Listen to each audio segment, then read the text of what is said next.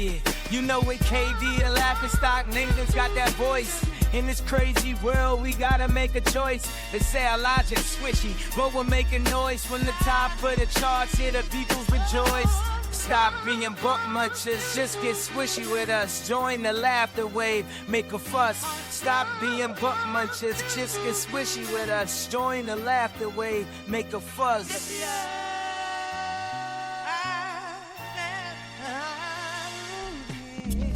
Hey, and we're here. We are. Howdy everybody and welcome to another episode of Squishy Logic.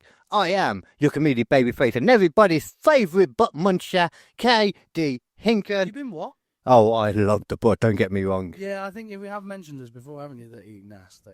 Oh yeah, I'm a dirty ass bastard. Anytime you want to have a conversation about that, that's absolutely fine. As a grown man, walk around understanding what is in a butthole and being like, you know what? Flavortown. Oh, what? Sorry. So that implies that you look at where we come from and think Flavortown. Yeah, exactly. Think about that. I mean, it's more of a Mediterranean flavour than the other. You know? It's just like seafood. It's just something you have to do. When it comes to, the aftermath, you just have to have a light on when you start to make sure the coast is clear. You also, I mean... I have made that mistake. To fucking make sure it's cleaned out. That's what I'm saying. Yeah. To make sure the coast... That's what coast is clear means. There was a video of on The Onion at one point, the piss take news show. I've heard of it. I never really knew what it was, but yeah. Really funny. But this one guy is like, after an increase in E. coli related deaths, the Surgeon General has something to say to the American population. Just stop eating shit, okay? Stop eating shit. Stop eating ass. Stop eating poop. Stop it. I mean, if that's how it... Stop doing it, yeah. Yeah. If that's how it's caused, and there's a lot of people that's got it right now, stop eating the Stop eating ass. Oh, is that what it means? Yeah. Oh, it's worth That's it. where you forget it. It's worth it. from. It's worth it. Forget it. It's worth it. Because the thing is, I would take the chance. you know how it works. Everyone's got a version of E. coli that exists in their gut, but they're not. Their own version isn't dangerous to them. Right. Other I see. people's can be dangerous. That makes sense. To a Okay. potentially lethal level as well. I know it could be really bad. There's like the stool transplants, which they do sometimes now, where they literally take a sort of purified version of someone else's shit who's got a really good gut biome, Right. and they inject it up someone's butthole, and they have to sort of kegel it in and keep it there for a day, and then that bacteria starts to take over the gut of the bad bacteria, and lo and behold, the person gets like relief from a lot of gastric issues. It's something they've been starting to do recently. That sounds fucking crazy, though. It's crazy, right? But the craziest... Not even good crazy. Yeah. Like, what are you doing? Don't put old shit in my ass crazy. Yeah, no, but it does actually work in this medical... It makes sense. Problem is, there's a bunch of hippie motherfuckers out there who think that they've got great gut biomes, and they are just shipping dried shit to other people to force up their asses, which is causing a lot of issues. Because the medical stuff... Some would argue that's an issue on its own. Because the medical stuff is purified so that it's only the stuff you want to have in there being put up the butthole. This dried off the internet TikTok, buy my shit and shove it up you stuff is legitimately dangerous. What? Unfucking surprisingly. What a surprise anyway that some kind of, medical thing that's okay now that there's unregulated versions out there. How weird of a surprise is that? It's almost as if medical treatment is too expensive in a lot of countries. But, despite all this talk, I will still, and always will, abdicate for ass to mouth. ATM. Yeah, but I've literally had a story where I legitimately... I think I've told the story before, so I don't have to tell it again. And I don't know... But I may have ingested some E. coli. Probably did. Probably did, yeah. Every other part of me had traces of it. Anyway, then. Oh, you haven't introduced yourself after all that. In Parish. You want your name after that, story, definitely. Comedian. You definitely want your name attached to that. I speak many, many voices. Some of them are Scottish. Some of them one. are Australian. One. Some of them are Welsh. One. I've got multiple different ones of each. Oh, that's by different people. I was just thinking of the accents, you see. I wasn't thinking of the people. It's the people. Oh, okay, fair enough. I take it back. Yeah, Okay. really. I can just do any accent perfectly. It's just not that funny, hence why I don't do it. Yeah. I'm just too good at it. If you're too good at it, then it's not funny. It actually gets distracting because he does me a lot, and then it just sounds like two people. Yeah, it's great on the audio because the amount of time that they think that we're having a conversation, it's But just it's actually, you're gone. Yeah, you're gone, and I'm just on my own, just chatting to myself. Yeah. It's only the points when you notice the podcast falling apart. Almost inevitably, yeah, because my presence is all that is needed. He does all the voice work. I just sit here, guffing into his furniture.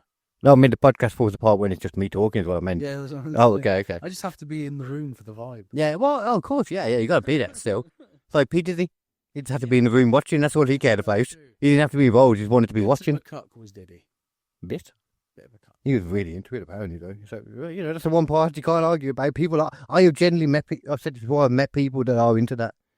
I have seen people be, never myself, I have seen one of my friends be solicited by a policeman and his wife in that situation. Cuck. To be the bull in the Yeah, situation. yeah. Which is the terminology, I have been told. That makes sense. Yeah. I like power bottom. I'm a power bottom. I produce a lot of power. Power.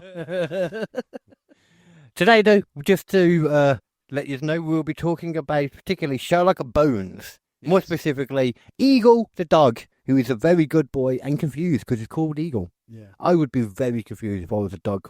Imagine being a person, but you're called dog. Yeah. Imagine if Peacemaker called his eagle doggy. Doggly. Yeah. Come here, Doggly. It's the same thing. It is actually, yeah. Yeah, it very much is. So, yeah. But it's a very interesting story.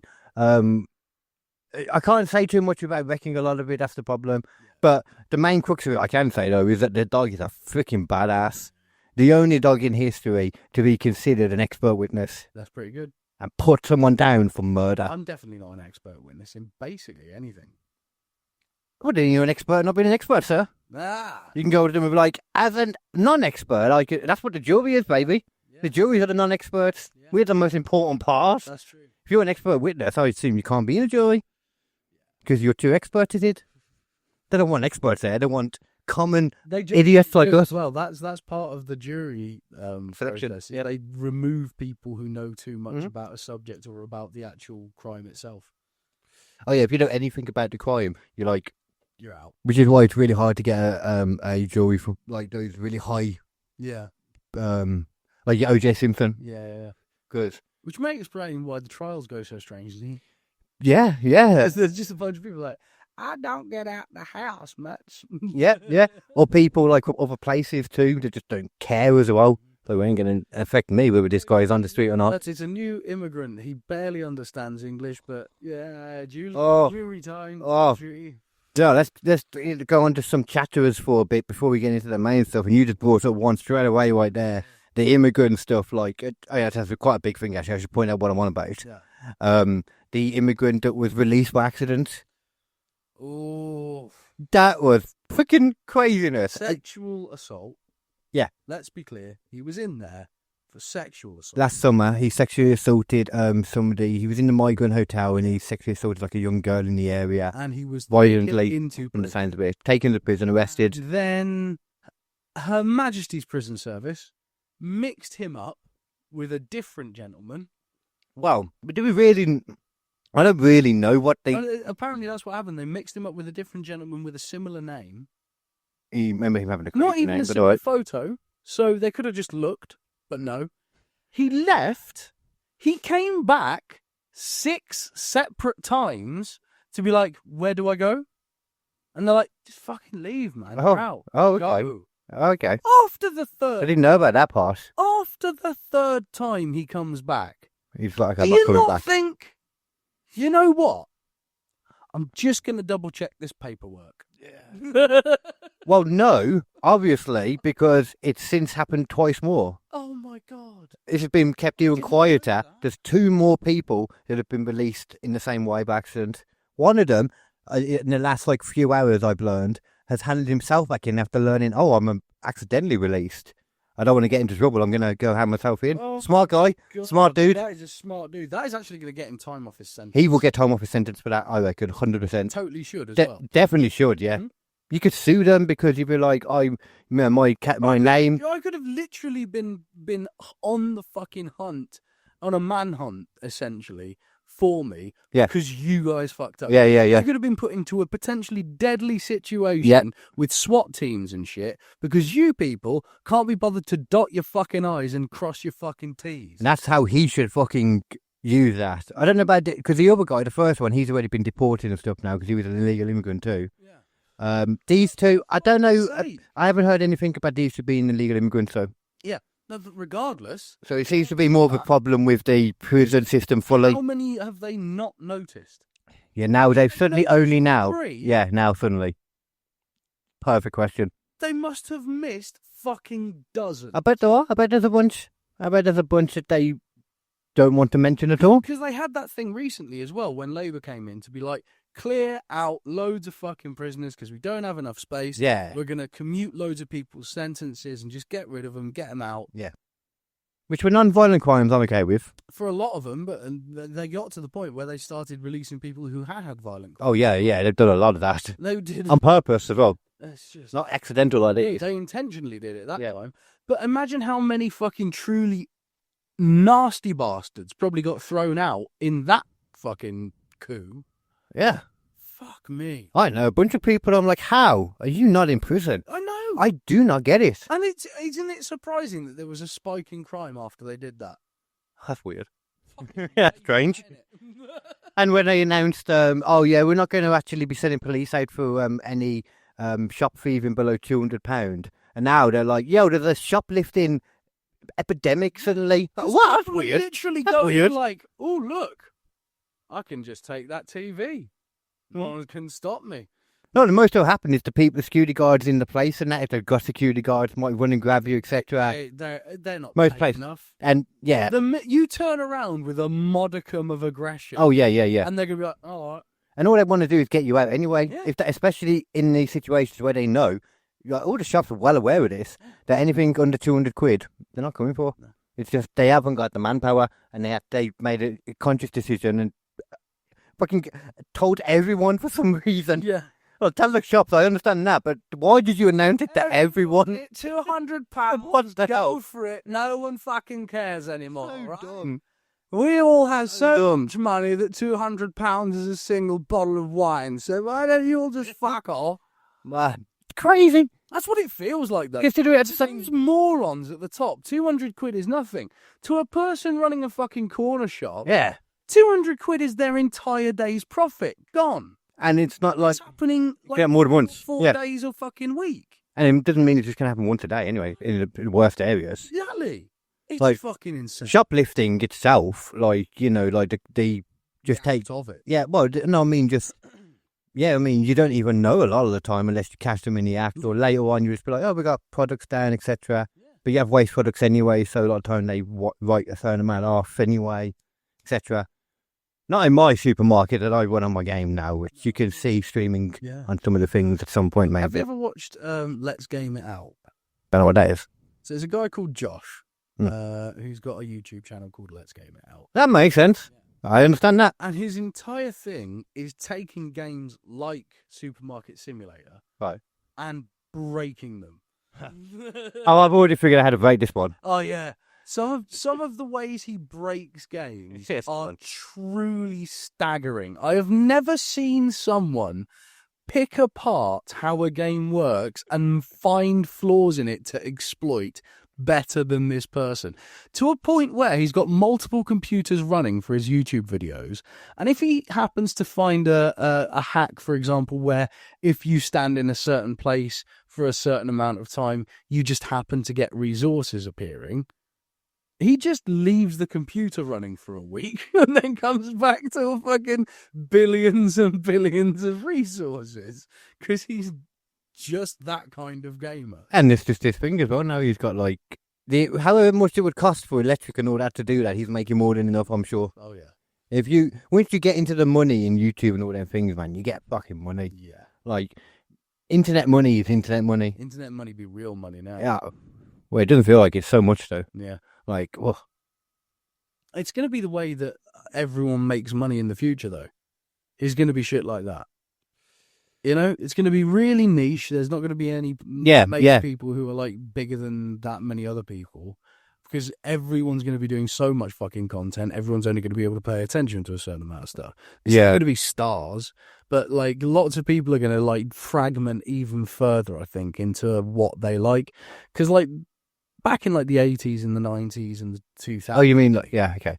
Everyone was listening to like the music that was on Scuzz or Kerrang. Oh, that's good, yeah. You know what I mean? Yeah. And like that was what you listened to if you were into that type of thing. Or if you listened to like the drum and bass stuff, you'd listen to the drum and bass ones, all that kind of shit. Yeah. But everyone was still forced into listening to the same sorts of groups in those genres. You know what I mean? So you'd be listening to Limp Bizkit and Oh, okay. Linkin. There was only a certain amount of them. You'd be listening to... Yeah, exactly. The thing is now, with Spotify the way it is and with the way artistry is the way it is and how artists can make really, really high-quality stuff in their bedroom. Yeah, I was going to say, you're saying there's like even more... like It's become mega fractured. Yeah. Everyone you talk to will know at least one artist that you've never heard of that they are well into.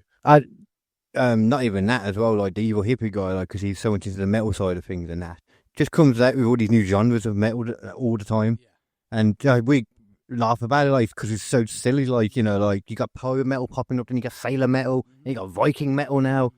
It's ridiculous. Like, what is all this? It's like, it all sounds similar, like... You got Sleep Token coming up now, which loads of people are talking about Sleep Token as not being metal because they're sort of electronic influenced, but they still use, like... You guys talk about electric metal, yeah, that's another like EDM metal. It's really like trancey, dubsteppy, almost like. There's a very stuff. There's a weird crossover between the gothic stuff and that EDM stuff, because that's another thing the hippie guys have always been into. Yeah, because that's all the Weird. industrial metal. The Static X, they were very tall, 100%. tall, very like you know, what's the word? I suppose like psychedelic-y, that kind of thing. Definitely proggy though, like progressive rocky, progressive metal kind of stuff. Yeah, but like I like to refer to Sleep Token and other things that are similar to that. I don't know that. Yeah, well they're so far from metal, but they're still using all of the tropes of metal, and they play the metal gigs and all that kind of stuff. I want to hear a bit of it now. Actually. It's really good stuff actually. But like they've been popping off at the moment. There's loads of people in metal going like, they're not real metal, they suck. And it's like, why are you doing this? What's it called again? Sleep Token. But like, why are you doing this? These people like Sleep Token. They like what Sleep Token are doing. They want to get into more metal because of Sleep Token. Shut your fucking mouth. What is wrong with you? I've never understood it, especially with the metal people. There's always been this thing of like, we've got to gatekeep against the people who aren't real metalheads. Yeah. So fuck that shit, man. Do you like the music? Then listen to the fucking music. I mean, yes and no, though. Yeah, there is, because they are like... I understand why outside people, like, you know, your chavvy dubsteppers and all them, look at like gothic music as all one thing. And it kind of is, but then when you're actually in it, there's so many fractures off into crazy things. It's true with dubstep stuff as well. It's true with everything. Dubstep, and then there's all the electronic and trance music that dubstep came from, and that evolved from house music, and that evolved from fucking pumping house versus fucking acid jazz and versus... Yeah, there's so many different avenues of music now that I think if you are basically sticking to one type of music just for the sake of it, you're kind of an idiot. Yeah, I don't know why you would. So much crossover of different types of genres. But even then, though, like we say that though, but even if we think, I was going to instantly go to be like thinking of the commercial kind of music people, the pop people. I don't but listen to that shit. No, but I'm saying them people don't listen to that. But even then, to us, it's like, there's just pop. Yeah. But when you get into it, there's all these, you know, there's the R&B stuff, and then you got all like a lot of the Spanish stuff coming up now. You've got the all these different things as well. Are part of the reason why certain pop sounds the way it does, because you'll get a big producer and he'll work with like 4 or 5 different. Yeah. But I'm sure you could sound fairly similar because they're all using the same producer. Yeah. But I'm sure, like, you know, people in that world that are really in that world, to us, it's all like, oh, just fucking mainstream slop. Yeah. But to them, it's like, no, it's this is this and this is that. Well, 100%, you know, because there's people who love The Dream. Do you know who The Dream is? No. The Dream is a man who calls himself The Dream, but it basically he's There's only one American dream, Dusty Rhodes, baby. An American dream. Yeah, no, I know you have no idea who that is. No idea, but he's a songwriter, right? And he basically just wrote songs for Beyonce and Jennifer Lopez and loads of other people for like a full decade, and was basically like everything he wrote was a #1 hit. Oh, yeah. And Well, like, people. you know, for people in pop, they follow the producers just as much as they follow the artists. Yeah. Oh, I see what you're saying, the songwriters too. Yeah. And like the guy from, a lot of people don't realise, the guy in Busted, the guy that nobody really thinks about, that everybody like says is like the least talented of them all. Maybe he is, the smallest one. Least talented maybe performing, but not least talented songwriting, because he has sold so many, he is the richest one by far, because he writes songs for like mainstream people and sells, to all of them. So yeah, he's one of them, I imagine. Let me Have a little blip on sleep. Yeah, I want to hear this. Because I know a lot of my rock stuff from growing up around goths. Yeah. They're my people. It's Rockers and goths. It's not going to be what you expect, I don't think. Oh, I've heard some fucking crazy shit, man. Is it just muted? I don't think so. You definitely hear something by now. Is it playing through the wrong stuff? Oh, you Maybe, yeah. Oh. Fair enough. Any more? Okay. Okay, let me take that back. I was thinking, man, it's taking a long time to get into it, ain't it?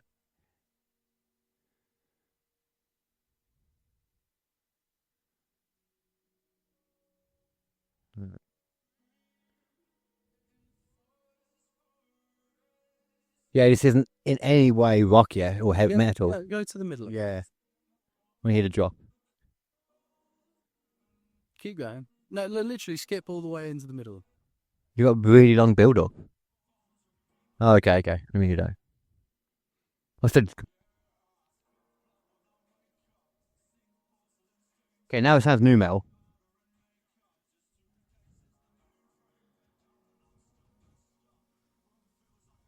It's good though, right? I'm liking this. Yeah. It isn't metal at all.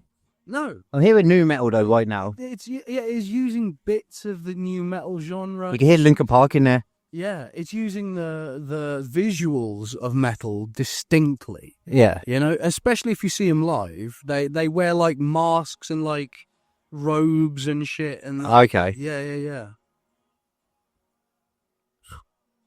Hope. Oh.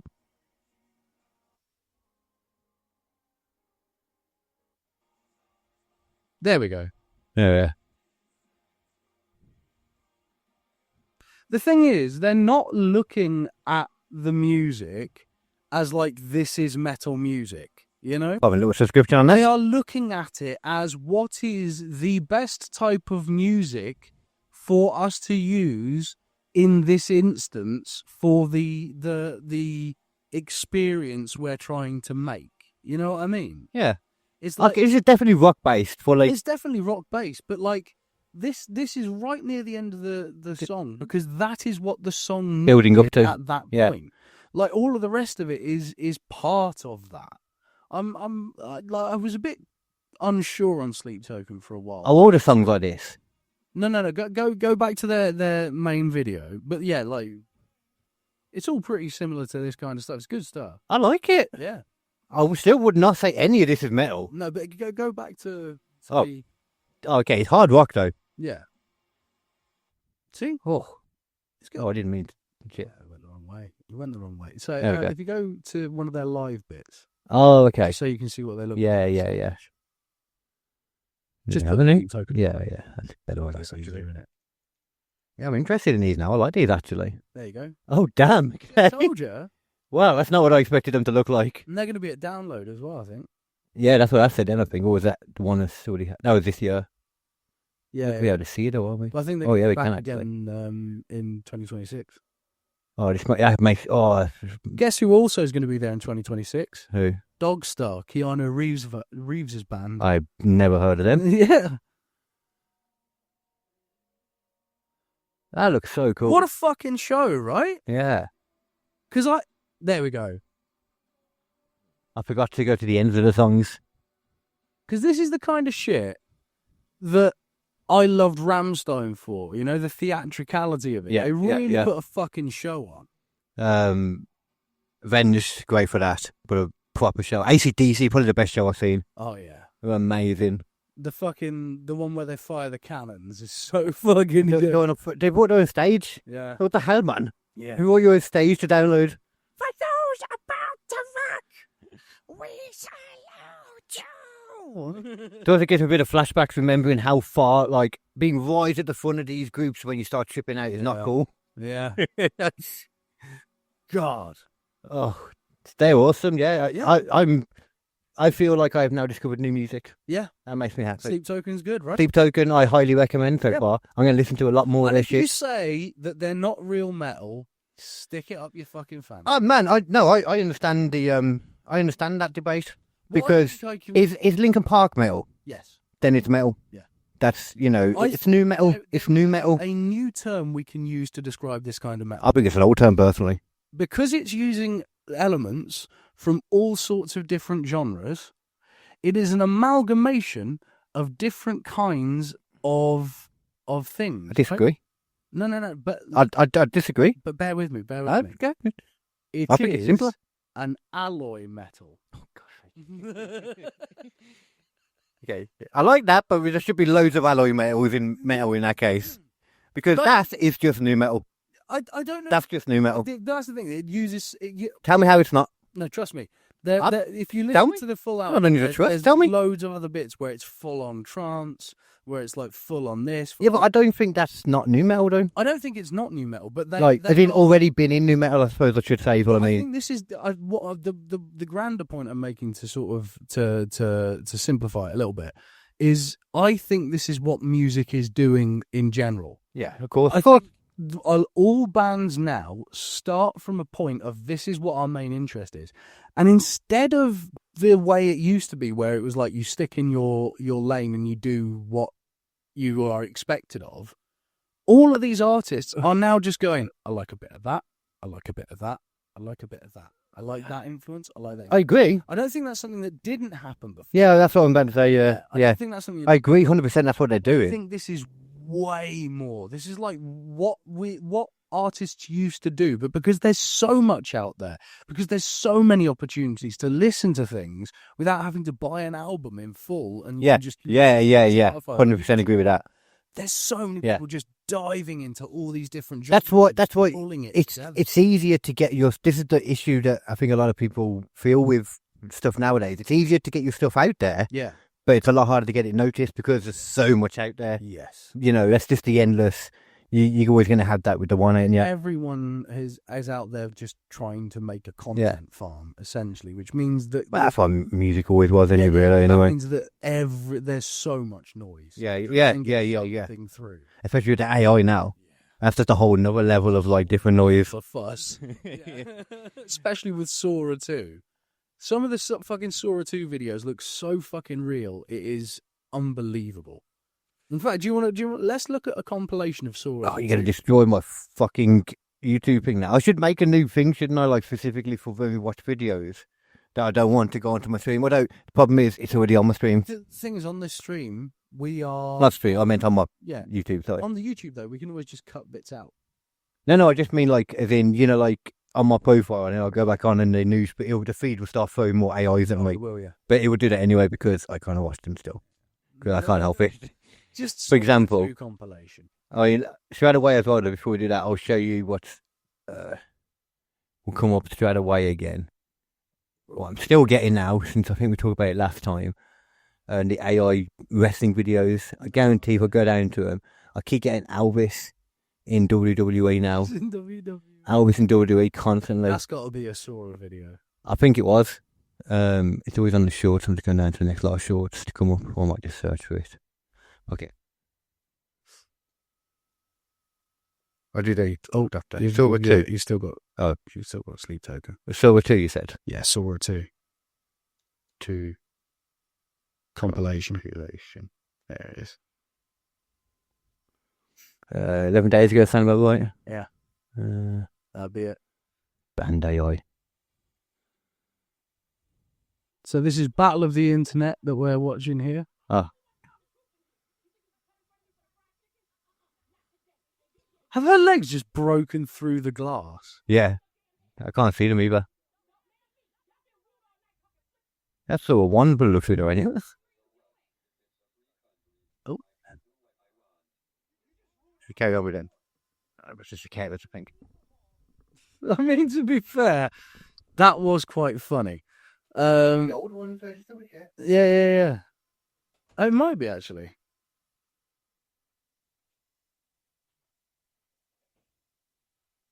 Yeah.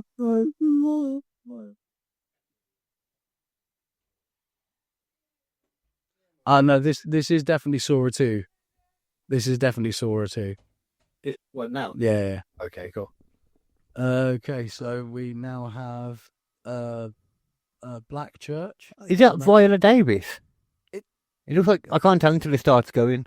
Not quite, but similar. Well, supposed to be, you know what I mean?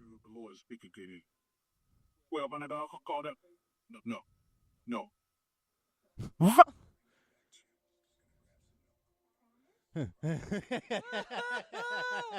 Finding Phil. Jesus, that was funny. Okay, so Oh, this is good. Oh, damn. Oh, I need to see that again. so there's two astronauts in space, and then Oh, yeah. suddenly a fat woman goes through the middle.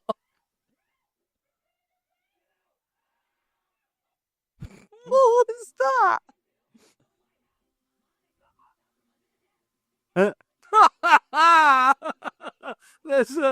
That was amazing. I love how they've made it look old. That's great. So Sora is capable of not only understanding what a child's advert looks And like, Dulcet and all that. Dulcet, it is also capable of making it look like it was from the 90s and then putting Bill and fucking what's-her-face in the Oval Office.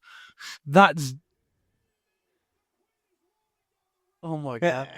We're watching the Queen do a fucking dive. Oh, my God. It's actually working. Oh. Oh, here we go. Now we got Abraham Lincoln getting pulled over.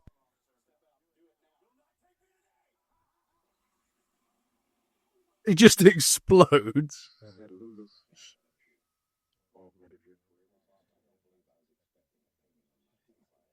Jeff Ross painting Bob Ross's head. That one looks kind of weird, though.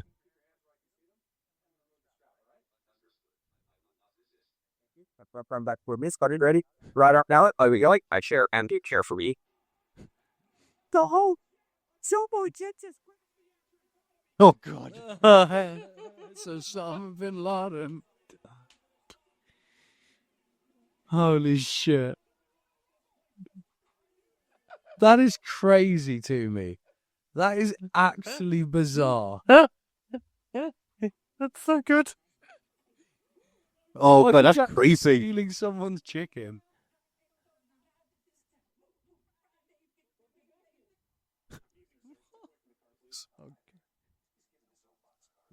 Bob Ross doing graffiti. Oh, God. Stephen Hawking doing ski jumps? This is upsettingly realistic. Oh, God. Hitler getting pulled over.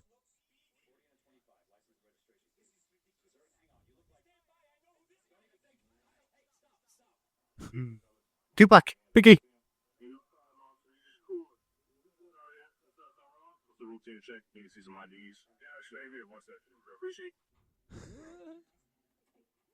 Oh, my God, man. It's just scary at this point. So realistic. Mm-hmm. It's just super realistic at this point. I really just think that they can just get tiny little bits. We don't know exactly how new they were, but even say if they were I think one video was 3 weeks old At most. Give it 2 years and think about what it was like 2-3 years ago already. I mean, they're 30-second clips at the moment. Soon it'll be 5-minute clips, and then 10-minute, and then 15-minute. Yeah, they're not as good at putting like a full story together where you could see it and realise. But that's just more and more. It's tweaking like that. Yeah. It's crazy. And then you add in the Neo robot, which I think somebody pointed out to me. I can't remember if it was you when we was talking about it. I think it might not have been, though. I think it was the guys when I was in the group chat. You know, we was on about that Neo robot last time. That humanoid robot that's like available for like 20k. I never thought about the fact that they could just like, why now is doing, if they are sweet and they work fine, why is there any reason for, like, I don't know, places like Land Rover and all them kind of things, any jobs, you know, like to be like, okay, I don't need people anymore, I'm just going to use these. Never thought about the idea of that. And you know, if it can be trained to do any task a human can. Well, at the moment it can't fully, but you know, there is a function in it that when you buy the robot and all that, you get all these extra little things. And if you wanted to do stuff that's a bit harder for it to do, like really fiddly stuff. You know how that will start? Go on. Like, for example, with my job, if I'm doing deliveries and stuff, Hmm. they'll give me a robot. Right. Instead of hiring someone to be your partner, Right. they will just give you a robot, and it's like, right, you tell the robot, just go deliver these 3 To show you what to do. there. I'm going to go up here. I'll meet you at this point over here. Does that what you mean? To like train it up so it knows what it's doing and it figures it out more? And then eventually it'll just be nothing but the... Well, what if I told you that's already a part of it, basically? A better version of that, but which is basically that, though. I'll say better version, a different version, because this thing, you can set it up so that if you wanted to do certain things that are a bit tricky, you can book in a time for it, give it like an hour or two while you're out, you know, you wanted to go around, clean your house and all that shit properly, do everything. Well, to train it up, it will have somebody working at that AI place put on a headset. Oh, I know, yeah, gloves, yes. And they'll do it, and that means and that if teaches you it. house as well, Yeah. by the way, they're just walking around, looking around your house. And the data companies and all that, like, at the moment, like, data is sold like crazy. The only data that AI can't get, or a lot of things are the data they want, is like your house, Your personal information. personal stuff, really What personal. do you do in your personal life. Yeah, that. So that's a way that, but it will also, by getting it to do the things though, because it could do, imagine in a delivery, Do you as a postman though, you could do that. Do you think by law, if they are in the house and viewing stuff with that information, if they see a crime being committed, for example, like domestic abuse, Right. would the robot have to call the police? That's interesting. I suppose it depends on the stuff that's written into it. Yeah. You argue that should In be. a lot of ways, you feel it should. Yeah. Yeah. I mean, that seems like But a... at the same time, where does that line stop? Because if If you've got a robot and you're smoking something that they don't want you to smoke, Don't buy a robot. don't buy a robot. And if you're an abuser, don't buy a robot. Yeah. In the end, though, it'll get to a point where it's like, why haven't? Yeah. Yeah. Oh, I just don't like them on principle. Yeah, whatever you. And you know what's also scary as well? There's something else pointed out to me. You know how these things have to be there to like get better and better, don't they? Yeah. AI popped up when it was first doing stuff. It wasn't very good. It was with us. It was learning from us, our internet stuff, and then it became to where it is today. You can see where it's going to keep going to. Yeah. And imagine the same thing with AI in regards to being in robots and learning how to do stuff. The scariest thing is, as it gets better and better, and at a point where it gets better than us, it will already be in our homes next to us. Yeah. For that to happen, that's how it will happen at the moment. Thing, it doesn't even Creepy. need to use nukes. It's more like the iRobot thing. Yeah. People shat on iRobot. I really liked I iRobot. fucking loved iRobot. I was a fan of that. I thought We it were was at the one of age, best though. Will Smith movies. Yeah, we were at the age, though, where... I guarantee you, if you watch it back now... I've rewatched it. I still love iRobot. I like it, but there's glaring issues in it. Glaring issues. It's not a well-made film in the It's slightest. based off of a fucking book Book. from the fucking 1800s. How is it? Yeah. Just the idea of what they I would think it do. was anyway. I think was Asimov? No, Asimov might have been later than that. No, Asimov was probably like, when was that? Google when Isaac Asimov. Is he the guy who wrote the laws and all Yeah, that? Isaac Asimov's Laws of Robotics. Yeah, Oh, so he was an author of a story, was I it? think it was that where Isaac that came from? Asimov. Who For who- wrote the who Laws of wrote- Robotics? Or who? I thought we were looking at who wrote iRobot first. Yeah, I think Who it's I- the same guy. Yeah. Oh, okay. That's why it goes into detail. I think that is that guy. I think that is the right name. I recognise that name as that. Well, I should know what I mean. The Lord of the Bodies written, yeah. He first introduced there in his field story, Run Around. A robot Oh. can harm a human or prevent a human to come to harm through inaction. A robot must not follow orders unless they are must follow human orders. Unless conflict with the first law. A robot must protect itself unless it conflicts with the first or second law. But there's still, as I point out in the film, that's flawed. Like, those 3 laws aren't enough. It doesn't work. No. Because there's like, That's because that's the whole point of the book. Yeah, I can imagine. Yeah.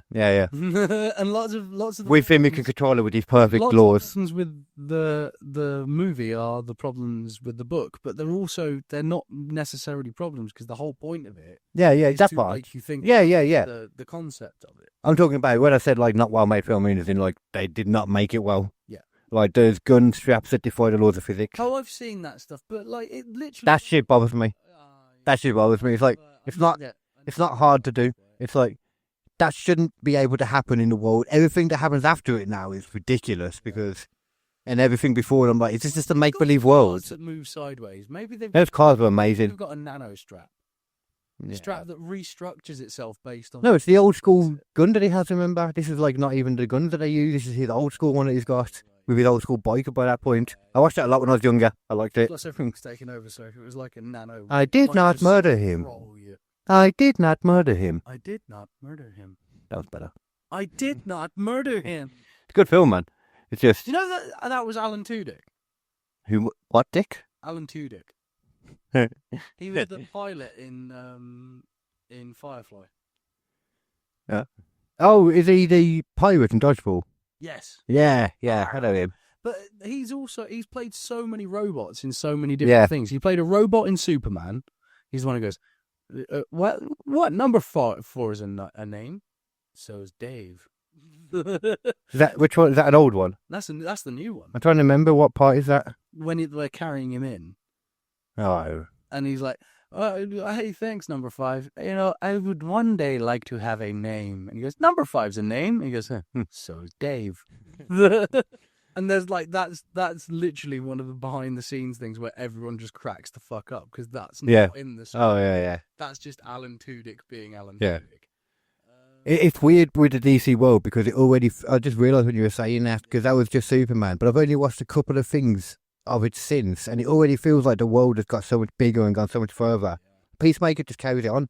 Like Lex Luthor's popped up in it, for example, and I've still got a few episodes left of it. I mean, I like the new world, man. It's good. I'm into seeing what happens because apparently Clayface is a full blown horror film, which I'm into. Heard that.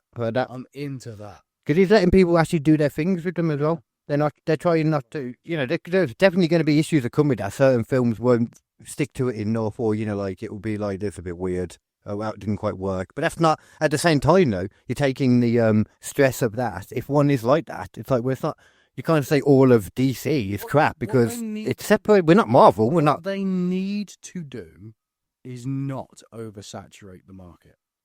Because that was Marvel's big issue. For the past, I don't think they'll be able to that point, though, for a while still. But, after Endgame, Marvel kept on trying to do more movies and more movies. That's when they upped it, man. Yeah, exactly. And it's like, guys, no, we do not have time for this. If they've acknowledged it since then, they've changed it now. Which hopefully is going to start making things better. It's already changed. I enjoyed Captain America. Yeah, you said this, yeah. I really enjoyed that. Yeah. Fantastic Four is good. Fantastic Four. It's good. It's coming out on Disney Plus pretty soon. Oh, is it? I'll watch it again. It is good, man. I really enjoyed it. Yeah. There's a lot of people. Yeah, actually, I'm pretty sure I've heard a lot of positive stuff from that. That one. Yeah, especially because it's its own contained universe and story in that particular one. It meant that it was like, oh, finally we've just got away from all the other bullshit. Aspects of that did bother me though because it felt a little bit wrapped up. But at the same time, I've realised there's questions that I didn't think about at the end of it. I'm like, it's not as wrapped up maybe as it implies. I'm going to watch Fantastic Four, and then if it's good, I'm probably going to watch Doomsday in the cinema. Oh, yeah. You know? Yeah, I think I'll... Yeah, depends, I'll see. I probably will. I think it's probably going to be the first one in a long time that I'm actually going to sit in a chair. Doomsday, that's the proper Avengers one, isn't it? Because it gets ruined otherwise as well. It's so hard to wait.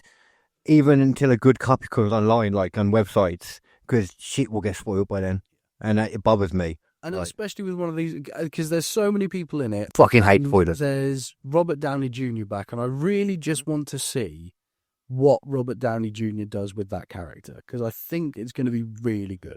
Yeah. He's just a fantastic actor. Yeah, and I don't think he's like going. I think some people are worried, and I don't see why, because I don't think there's any reason to think this, that he's going to be trying to play just another version of Tony Stark as Doomsday. I think that's stupid. Yeah, I agree. I think what's probably likely to happen is if it is the same person, and we're still not guaranteed on that, he could just wear the mask for the entire fucking thing, and you got no idea. I don't think so. I don't think so. I think they More look. than likely going to show it, Yeah. all that kind of stuff. But the point is, I think it's just a different universe. Like it's a different universe. he might be but Tony Stark still. imagine That kind of makes more sense. Dad got, for some reason, had to defect to Russia. Yeah. And There then you go. up in Latveria. There you go. Yeah.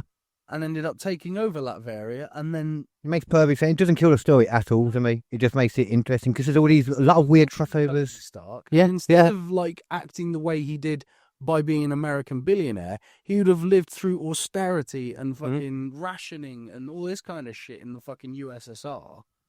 It's going to be a completely different character, Different. even if he's, which I think he should. There's one way they could change it. Yeah. They could change it in so many Yeah. ways. I think people are just being a bit silly, but I understand also the criticism of things are going a bit bad, so you just bring good old fucking I get that. thingy back. J. Cole. Yeah, But like, yeah. yeah. This is damn right. We've got a dump truck full of money. We've driven it up to his house. He's good at this. He loves it. He wants to do it again Yeah. because he's getting to do something probably He's completely great different. to work with, by all accounts. He's a Yeah. fucking delight on set. Everybody knows that actors, the thing that they want more than a different film is a different role to play. It's not about the film. Usually it's the role, their part in it. And he's now got a completely new role. Yeah. Like I think it's, there was something about one of the Captain America films. They were filming in a really cold place. And what's his face? The guy playing Captain America, Chris Evans. right. Just bought them all jackets. Okay. It was just like, look, guys, it's really cold. I have to wear this stupid shit because I'm the main character and I've got to wear this fucking skin tight bollocks. You don't. Fucking Oh, wear the okay. jackets. Okay. I mean, that makes sense anyway. I know people in like wrestling, they do a good show together and they buy each other Rolexes. Yeah. So, all right, calm down. Yeah.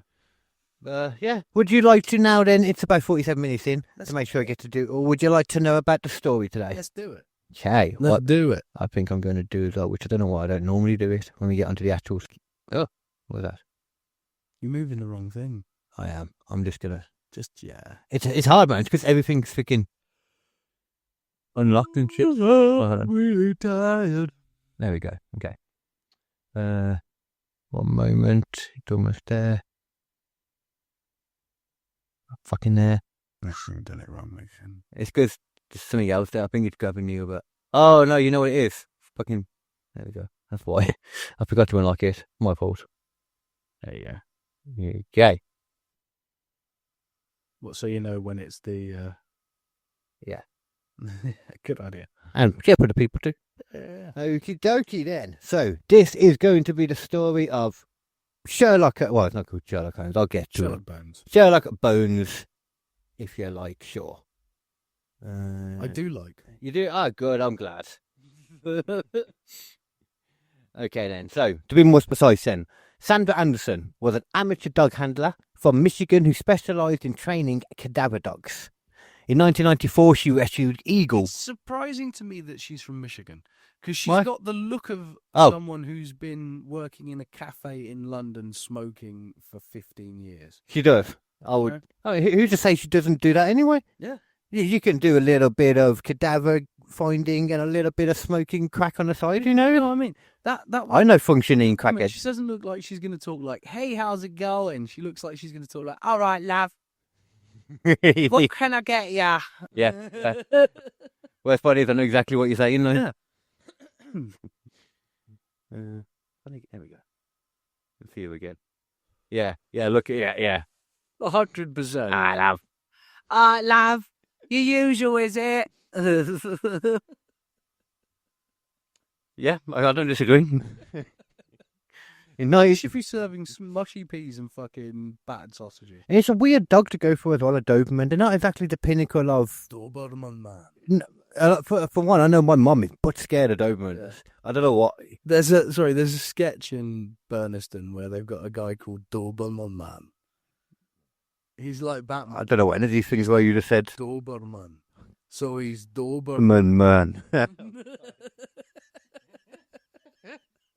That's a dog. So fucking stupid. Oh, So in 1994, she rescued Eagle, the Doberman.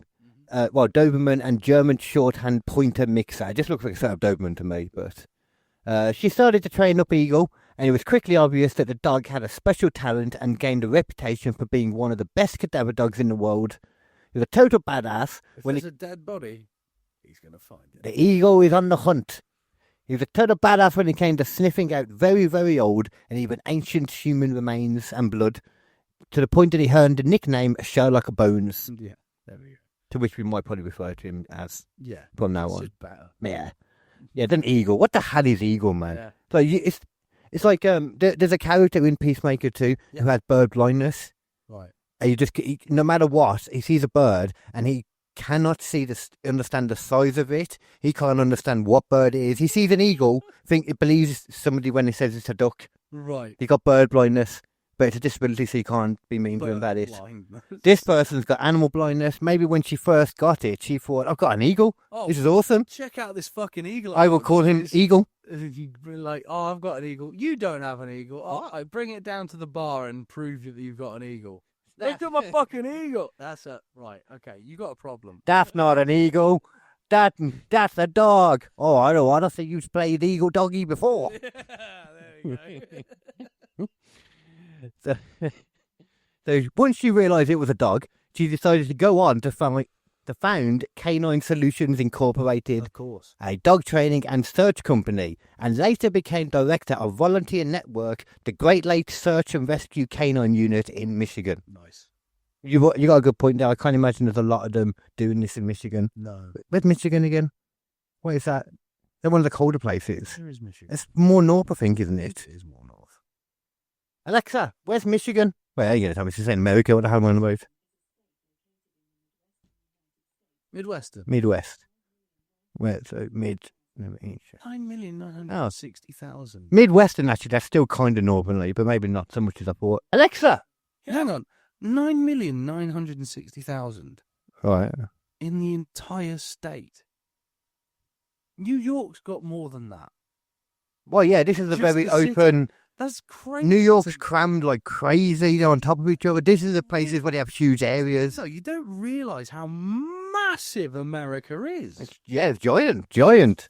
Fucking huge. And, like, they have so much space. Like, they could fit so many more people in there. Yeah, they could. Take them off from us. Yeah. Why don't we send them to America? Would like the immigrants and that? So they've got a problem with that at the moment. Yeah, I know. I know. But, you know, they got more space. Yeah. Sandra Anderson would... Oh, I already said all that, sorry. Give us our tired, your yearning masses, itching to be free. Rescued Doberman dog, Eagle / Sherlock Bones, would go on to become the canine star of the show. He had a special gift as Sandra felt his skills transcended the bounds of science. And she would actually put this to the test. Sandra. Not the way. Yeah. She said this in like 1999. So think about 1999 forensic scientist. She's Science. even got a British woman's name. Got my mum's name. She's got your mum's name. Every time I'm doing this, I'm like, so my mum... No, it was my mum that trained a Doberman. Bad saying, fuck off, Sandra.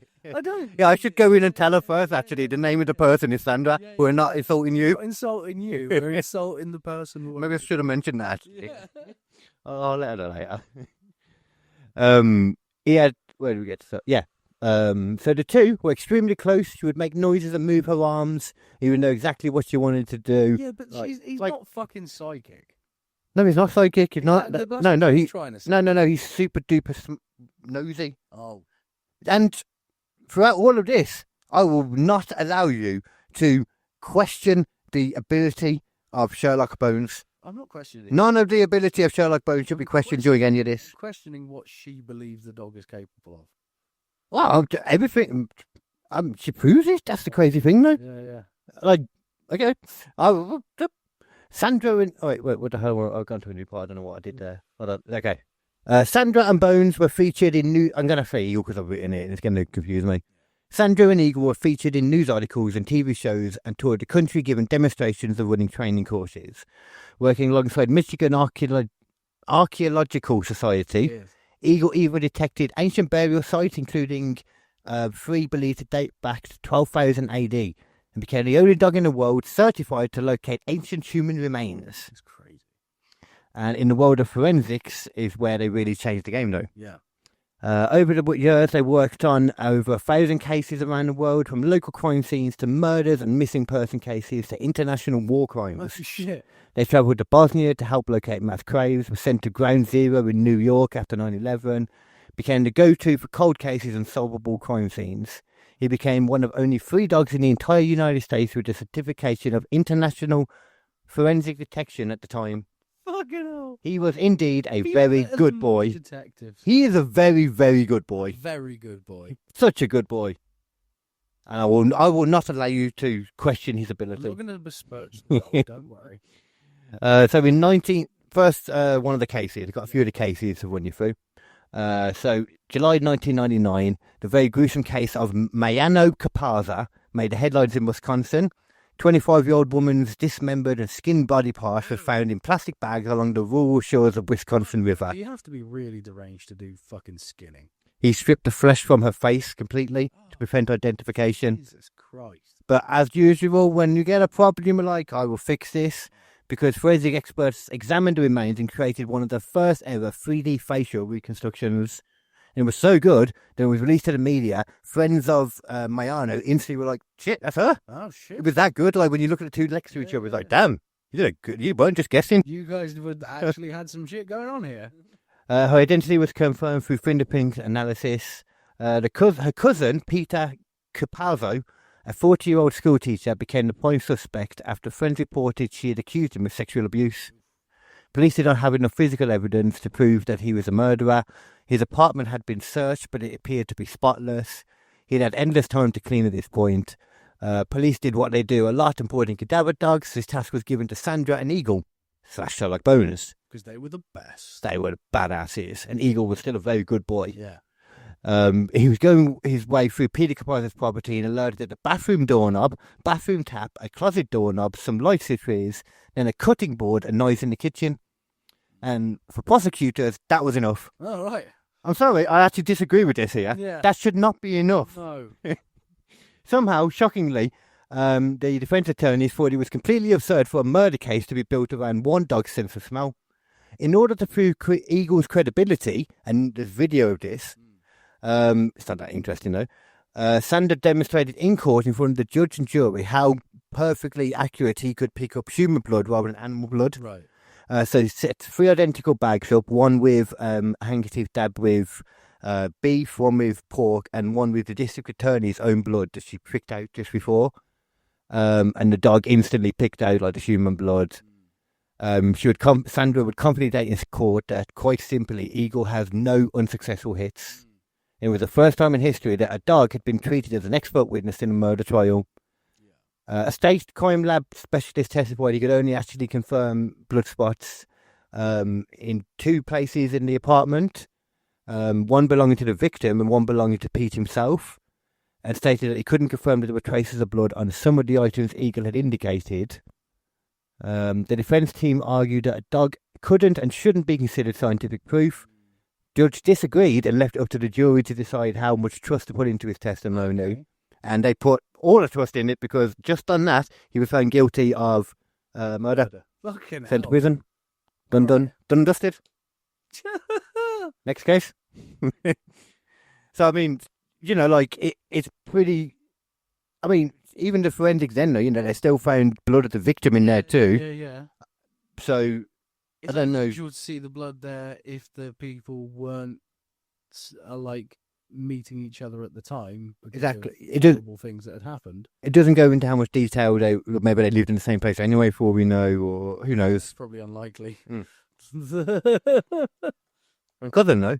Yeah, but that's the point, though, isn't it? Like, if this person, Nationality and, like, this you know. person's been like abusing them, it's unlikely they'd be Yeah. in the same place. Yeah. This could have been them trying to get away, though, then. Could be. You know, something like that, you know. Divorce papers. In December the same year, 37-year-old Tracy Islam had just dropped off divorce papers to her husband, Azuzul, in Dearborn, Michigan. She was then supposedly going to take a solo trip to Europe, but never came back, so Azuzul told the children that the mother had decided to stay in England for good, because England's awesome, and we all know that. Tracy's sister reported her as missing, then human limbs were found behind a dumpster in the area, while a torso with no head was discovered in a nearby town. Jesus. Police suspected the body parts belonged to Tracy Islam and that she'd been killed by her husband. But because they couldn't prove that Tracy was even dead, they couldn't obtain a search warrant. See, I forget these things sometimes because I've read this story so many times. I'm past all the, oh God, skin to face, and I forget that other people have emotions.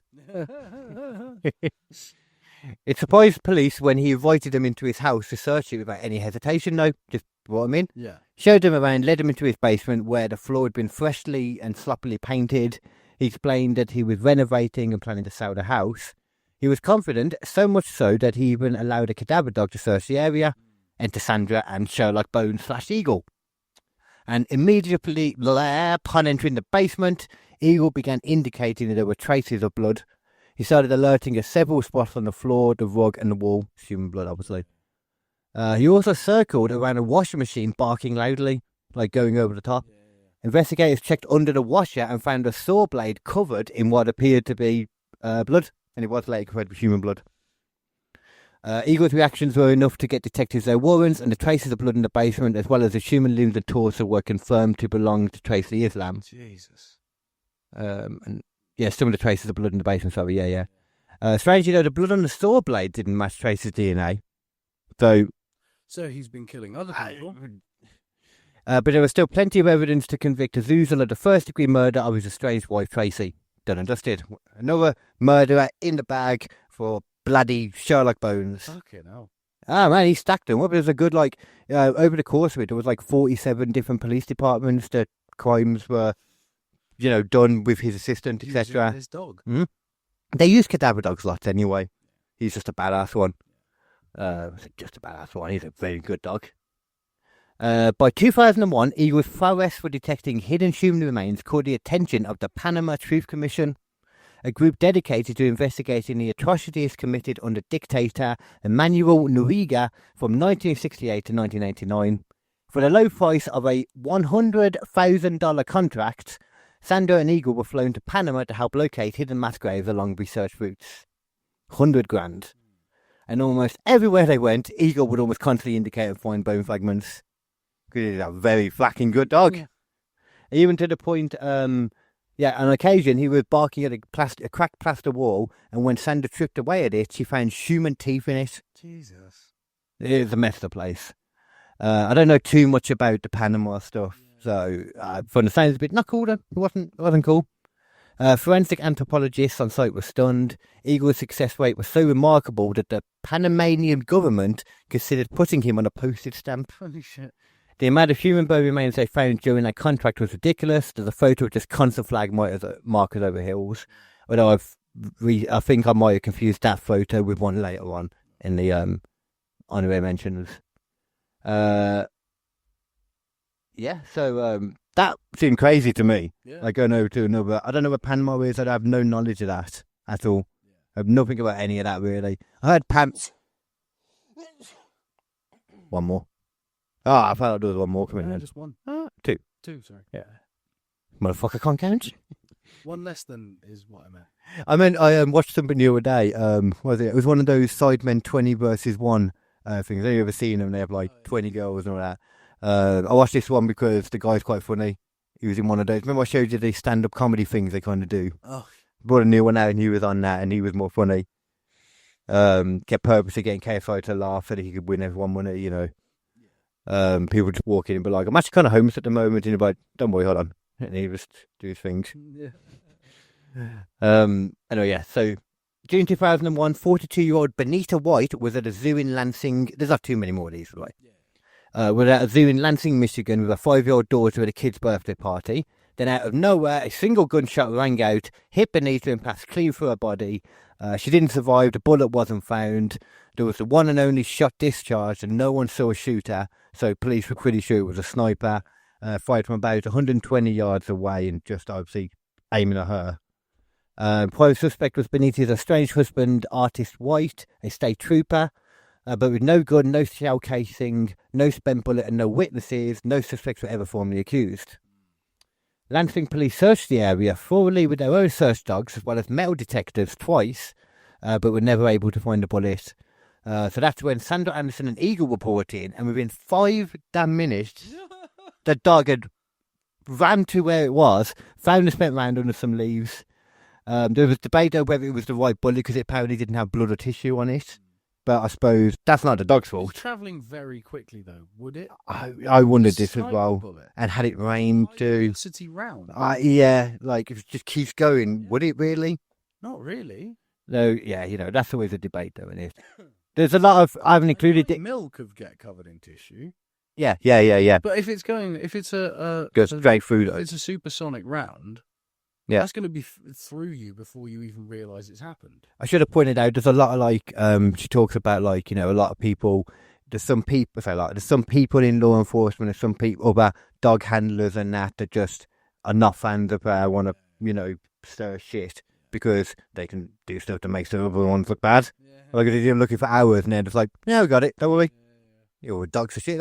He's like all these other dogs walking around with it ain't going to mean anything for the audio, but like a circle this big that they can fit through, and he's like a big, giant, booby-sized. Yeah, that was painting a picture, an audio, visual picture for the audio listeners there. That's what that was. So Eagle's last case now, because what is funny, he was getting a bit older. So in 1980, Clarissa Thomas was 20 years old when she disappeared in Osgood, Michigan. She had just gotten engaged and was on her way to pick up a baby daughter from the sitter. But then her car broke down and she was last seen getting into a blue pickup truck with a white male. Never get into a pickup truck. Not with a white male. Just don't get into a pickup truck. Yeah, not one you know, unless it's your pickup truck. Unless it's your pickup truck or being driven by someone you know, don't get into a... Try and remind me after to show you a video of that's been going around lately of this, it's like a dash cam of this guy calling in the police, a police call, and there's also the audio of the police call put on top of it, of this guy in a pickup truck getting chased by something, and it jumps into his back of his pickup truck and runs over the thing and runs off. You don't see it all. Yeah. Need to see that. Where's that? Yeah, you don't see the creature at all. I don't care. I want to watch it. Okay, I'll put it up after this. Yeah. Okay, so He's in the pickup truck with a white male. Yeah. Lead Detective Sergeant Alan McGregor and Officer Mark David believed that Sharita was the victim of a racially motivated hate crime, I'm assuming by the white male in the pickup truck. In the 1980s. Especially by a white man in a pickup truck. That just sounds it. They spent 2 decades trying to solve a disappearance, and over the years grew closely to Sharita's family, but despite their best efforts, the case stayed open and unsolved.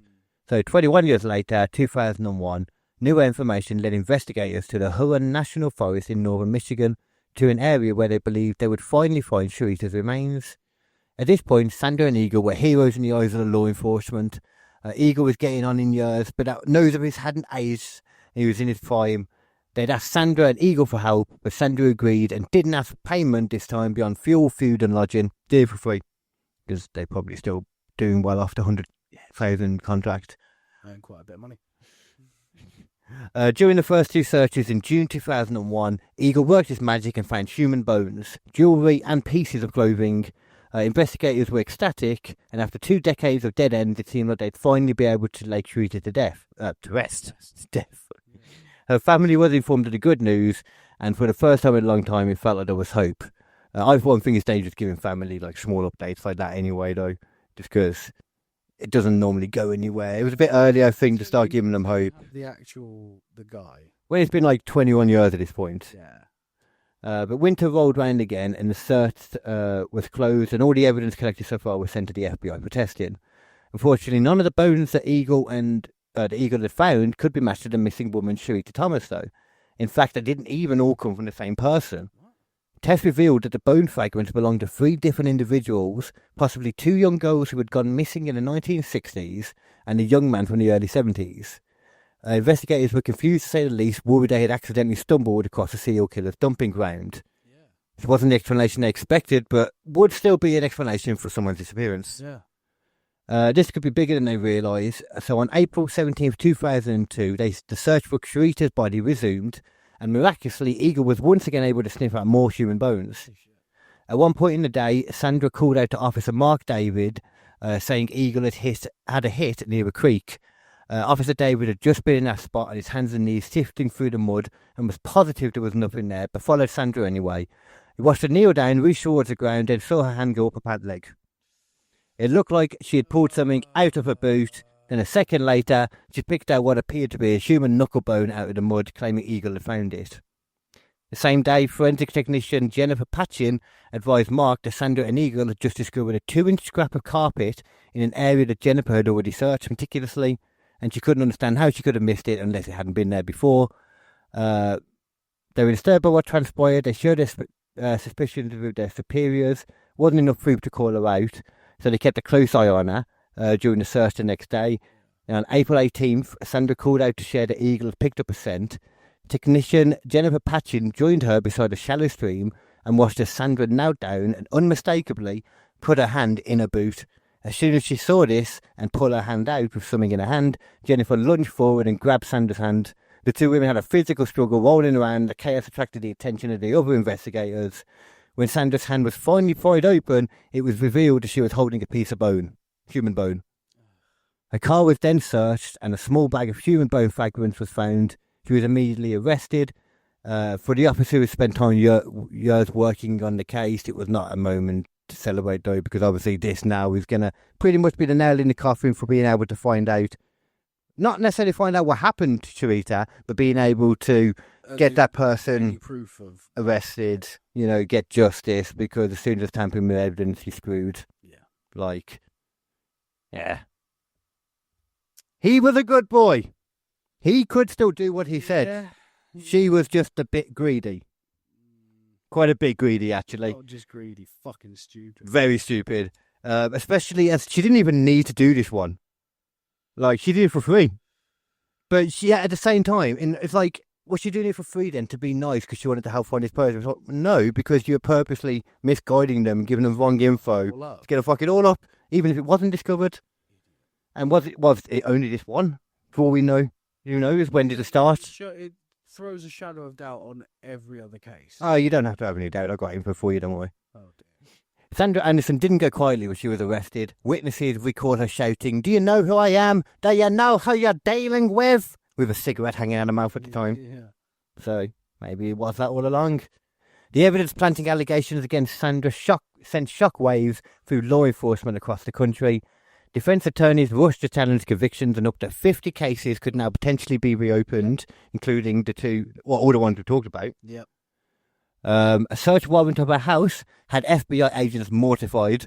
Her house was in extreme disarray, and the filth and stench had agents running outside, gasping for fresh air. Oh, she's a fucking... Oh, she's like a hoarder. She's a full-blown hoarder. 7 other dogs lived in the house in nasty-ass conditions, and 2 dogs were in such poor health that they had to be euthanized by the Humane Society, which is where I am no longer now a fan of Sandra from this point on. This is where it broke it for me. Yeah. I'm like, oh God, okay, you're not even lovely to dogs still then. Yeah. You're just, what are you?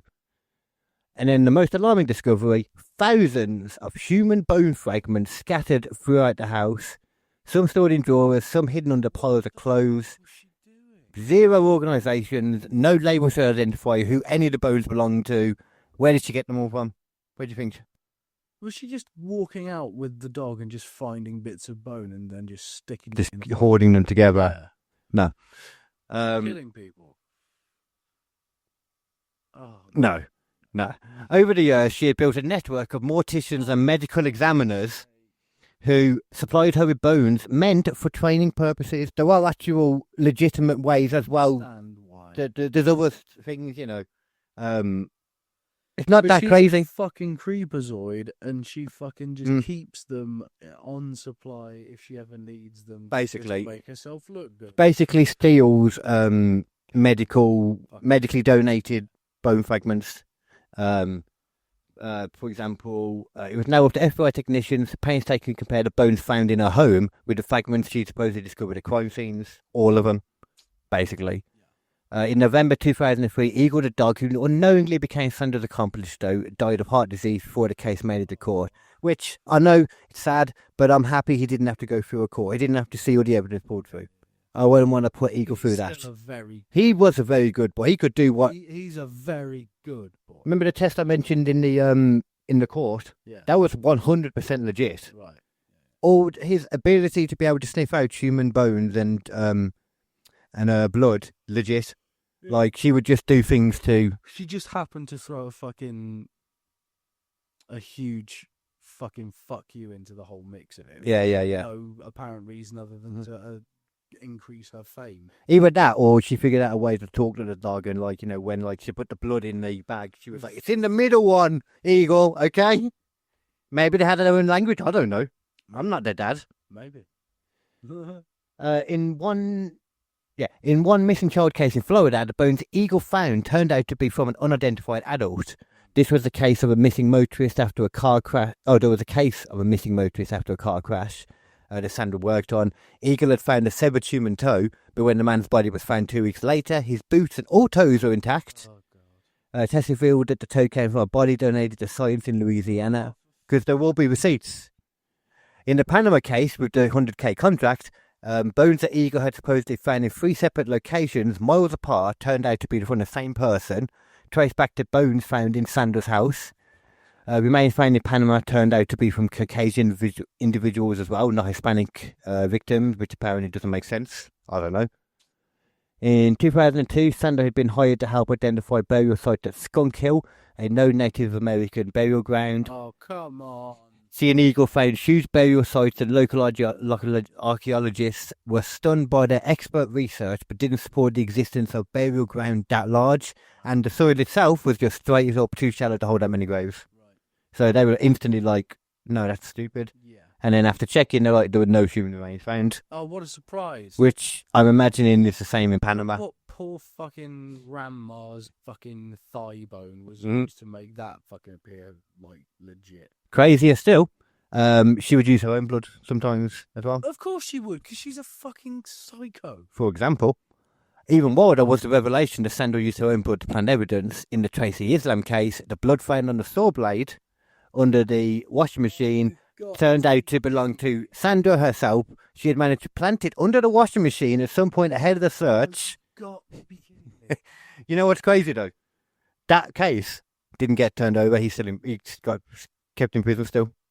Well, because the only thing they found other than that was once. But they found a few bits of blood of. And it's pretty fucking obvious anyway that he did do it. You know, a lot of these you don't feel sorry for the fact that she put them away. Yeah, but still. Yeah. A scrap of carpet that had been found in the Huron National Forest, was actually matched to the very same carpet inside the house. Oh.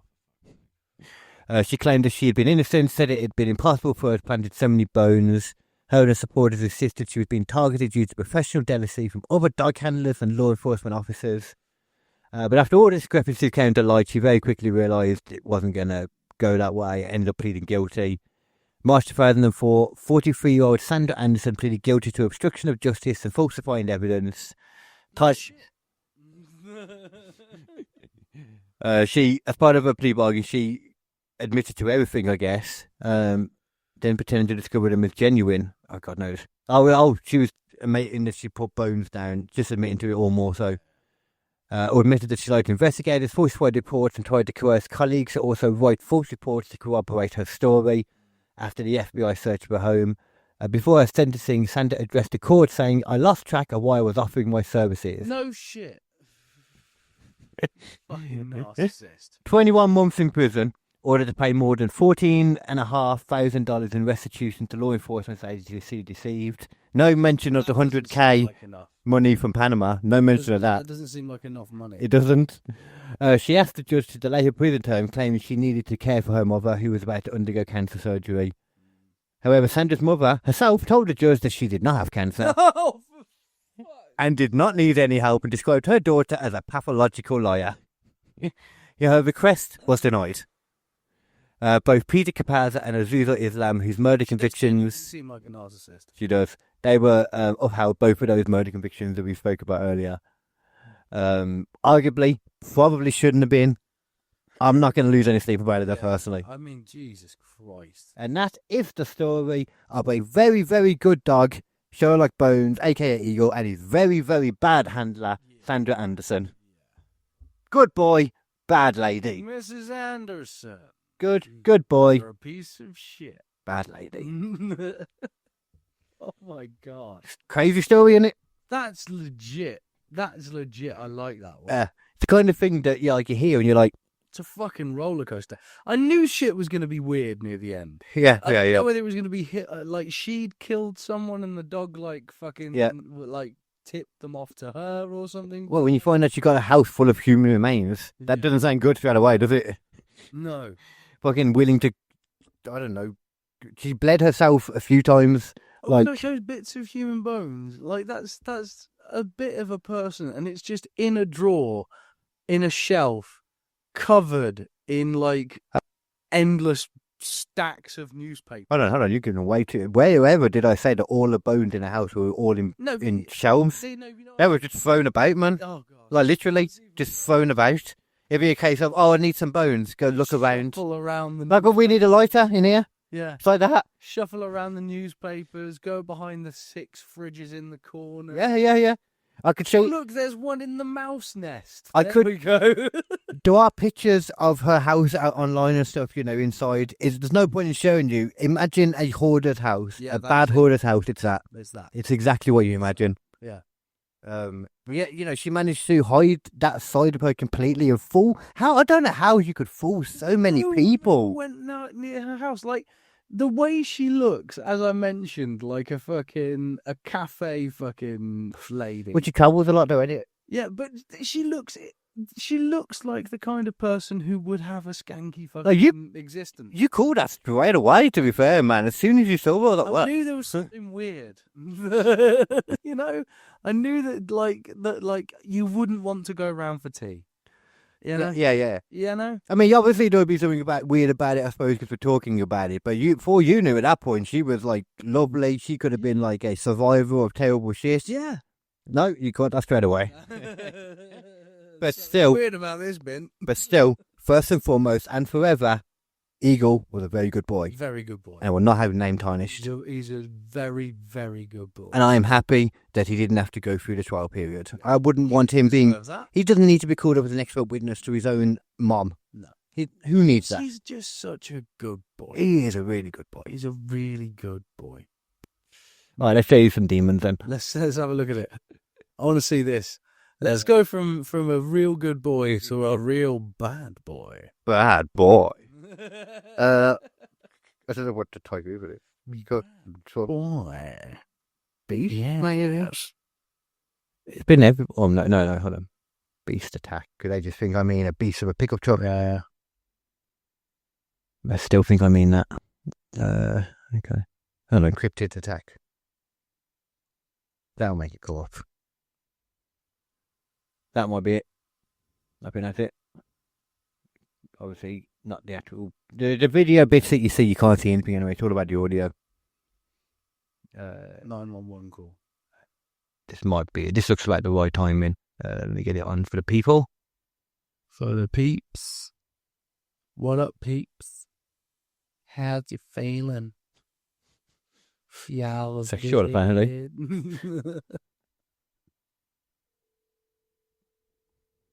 So this was him. This is actually, just to give you the context, this was an ex army dude, like ex-military kind of guy. Yeah.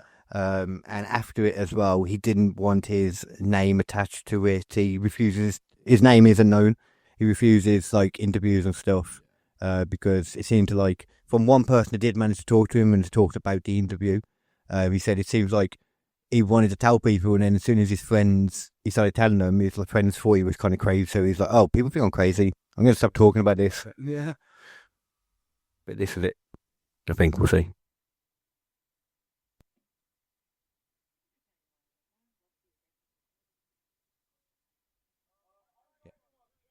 This is it.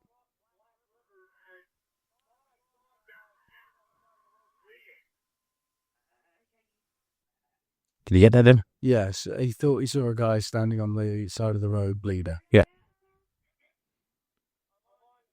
Can I jump off? You were 50. I do take this lot. Okay, you're over near more free. Go below there. Sorry. And did you saw me feeling so right? I didn't know they're going to put all the fluff in. I want to know it all. That bang.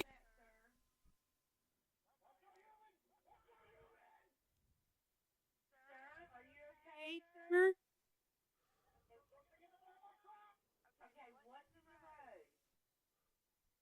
What's up? My car. There's something in the bed of your truck? Don't ride my bed like my something of something in my gut. Okay, when you say something, what do you mean? I don't know the bed of my doctor wheel in my room. Okay, what was it? No, that's it. Fucking hell. And when you like listen to it, you can hear like It's fucking chilling. He screams. in a certain times you can hear like a when that happens you can hear like rev up, and get faster. It's just a loud ass bang. That's not apparently not turned up either. I watched a guy go to the actual police place to make sure it was a genuine thing, and the sheriff guy confirmed like that was a genuine call. We went out and didn't find anything. What the fuck? What was it? No, there's nothing, no info other than that. Since nothing at all. He just saw a beastie thing, like apparently like described as like a. He said it looked like a man. The first thing he saw was a man bleeding. It's kind of a bit of two parts because like the first bit is a man bleeding, apparently in like an old style costume as well, and it was actually like a battle that happened around there. So, one of those Civil War things. So he saw somebody in old style stuff in streaks of blood down him, and then carries on down the road further, and then all of a sudden something he heard that bang. It's like something either jumping into his bed or hitting the bed or something, hitting the top. Something hit something. Yeah. Still very like bang when he jumped in the bed and hit the top as well or something. That and then him reacting to it. Yeah. Something else like that's like he refers to that as a beast more. Yeah. Clearly, like he said it was working fucking hard to flip it over the front of his fucking truck and just fucking up. The way it was described was like a tall, thin kind of beast. Like he said, it wasn't human. It was like tall, pale, and thin, kind of humanoid, but really long limbs. That's exactly what a lot when you go skinwalkers is what people are. No, skinwalker to me is like more human sized. Yeah. Is something that can be huge, so according to the law. I think the skinwalker thing could come back more people saying if the two are the same thing, could it have been a person to begin with and then morphed, chased them? I don't know what I put into all that shit, but that's interesting. I've got an idea for a movie about skinwalkers.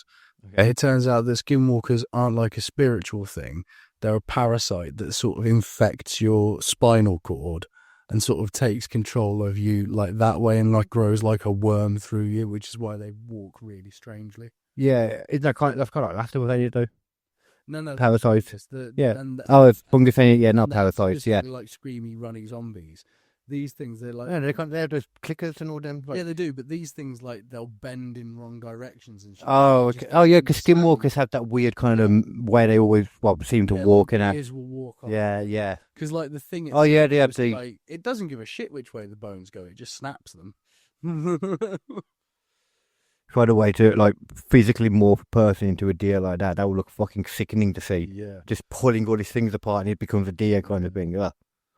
Do you know who Sam and Colby are? I wanted to make sure I remembered this. I'm so glad I remembered. No.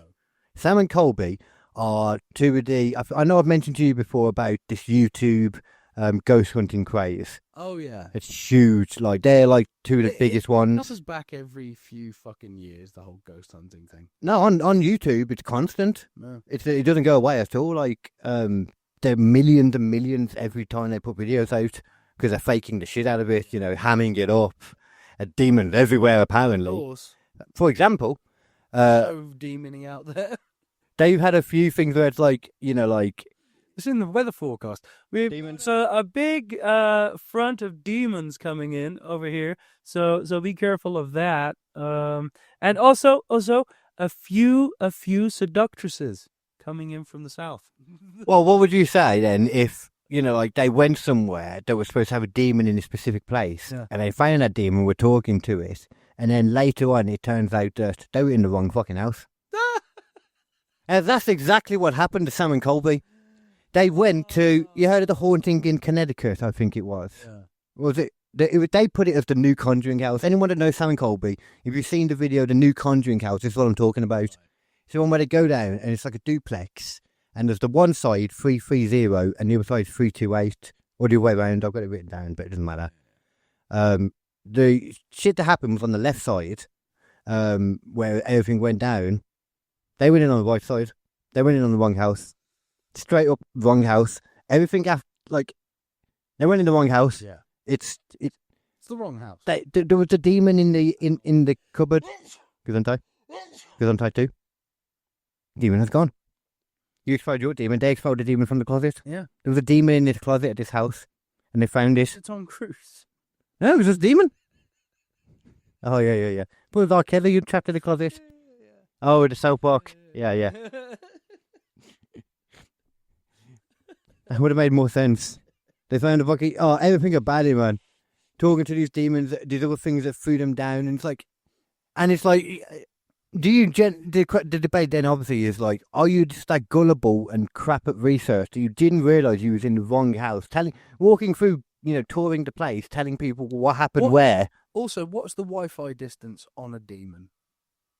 That's a fair point. Some stuff did happen in this place, so that's the thing. And was the closet backing on it? Who knows? Yeah. No, we do know though, because they'd walk in and they'd be talking about they'd further away from that, they'd be talking about the light that fell in this very kitchen, and then they'd have something that would confirm it on a thing later. It's like you're in the wrong fucking house. Yeah. It's amazing. Yeah. It's just great. Because I watched a bit of it and then turned it off because Sketch was in it, and I find him quite entertaining. He's funny. It's like, was it a mistake, or do you know? Could you not get access to the other one because you've blurred out the door number when you went in? Because everybody knows the door number. There's no protecting privacy. Yeah. Everybody anyone in that thing knows that. Let me double check which one it was. Just so I can make sure I can get it the right way around. Yeah. I just fucking loved it. It's quite obvious these things are just fake as hell. But just seeing this was great. Some people get so easily fucking just duped, though. Yeah. It should have been 330, they went to 328. Yeah. Everything happened in 330. The thing is, what I find really annoying about these sorts of people, and it sort of extends into your mediums and your fucking shit like that, is they think that they've somehow cracked the code of how to make money, and other people are stupid because they're not going along with it.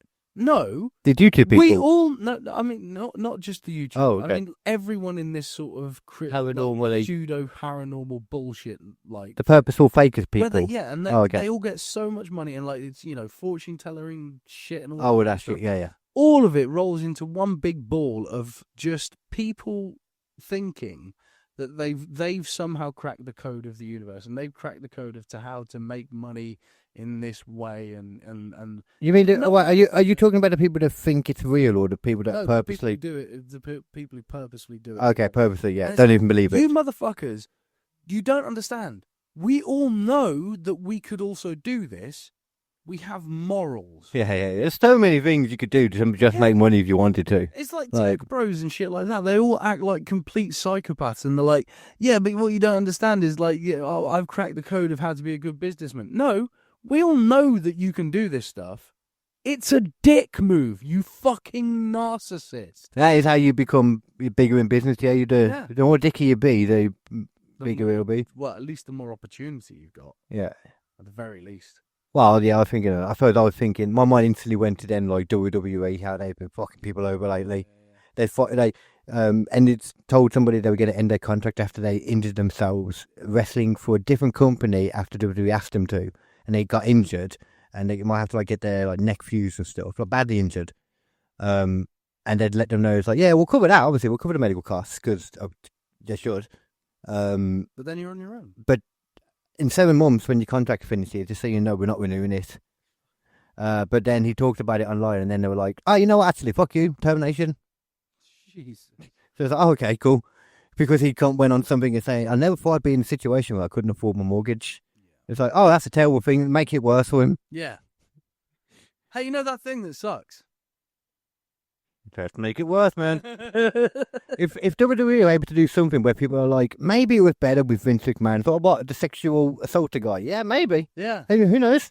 Maybe. He did care about families. Yeah. Almost like he wanted the ladies to come. Yeah. Oh, that was a weird sentence to say then, actually. Not inaccurate, though. Oh, well, it was inaccurate. I can't imagine he cared at all about what... Oh, you mean wanted them to come to... Yeah. I meant, okay. Yeah, the other way. I went to your watch. I don't care. I did it. I thought I'm still fucking amazed by that Sam Colby thing, though, man. Like, it's just the level of the bullshit on all these like ghost people on YouTube. It's amazing. Across the board, it is just a fucking joke. Which is why it was like when we were doing All that stuff in general isn't a joke. Like, I'm okay with some of the stuff the people are trying to do genuinely. Yeah. But it's when the people purposely just fake shit. Yeah, but that's the thing. When we were trying to find like proper scary videos, like real scary videos, the other time during the They don't really exist, do they? yeah, like so many of them, it was like, well, that's fake. Well, that's obviously fake. Yeah. But someone put it into a compilation of real videos because they're that stupid. Or they just don't care. They're just trying to put... They don't It's care. more about the headline and that, isn't it? But ultimately, there's so many people who are that stupid, and you realise that actually it would be very easy to just take advantage of people. Well, that was it, actually. I forgot about your connection with this, because remember we've talked about the girl in Big Brother, Elsa, who's fully into that demon stuff, believes she's been, like, possessed and crazy shit. I just thought she's younger. Like, she was obviously been stuck in during the pandemic and all that.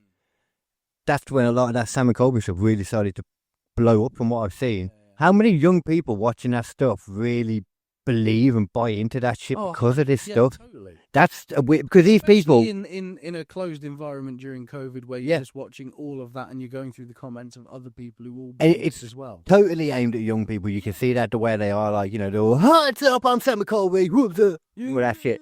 Constantly like, what? Oh my god, 6 or 7. I still don't get that. I still keep seeing people referencing it like we just did. So yeah, self-harm with that thing. Yeah, same. And that's all I need to know. Yeah, that's all. I don't care to know more. That's how I feel about most trends. As you get older, you stop caring about trends anyway. Trends like that, where it's like a fucking flash in the pan meme. You don't even see them. Yeah. I mean, me personally, like, that's probably because I'm not on. The only reason I've seen 6, 7 is probably because it's basically over now. Oh yeah, for me it was only because of South Park. Yeah. If it wasn't for South Park, I literally would have no idea what that was. I think that's probably where most people got it. I would hope fucking so. Yeah. I would.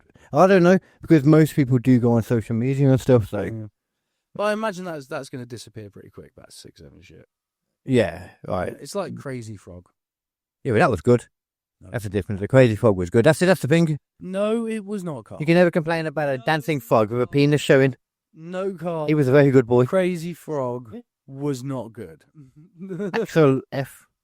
I still never understood what it was. The original fucking travesty of justice. It's one of those things that are stuck in my head. Like, there's a lot of things like that. Like yeah, that's why I hated it. The polka thing. It would play over and over. Advert break. And he'd be like, get this ringtone, Crazy Frog. And half the fuckers at school had it as well. Yeah. So you were hearing it at least 8 obviously that kills it a bit times there. day. But when they're smaller one, like, did you ever hear the polka thing? Do you remember that? Which one was that? It's just a woman, the leaf spin polka. Is it the and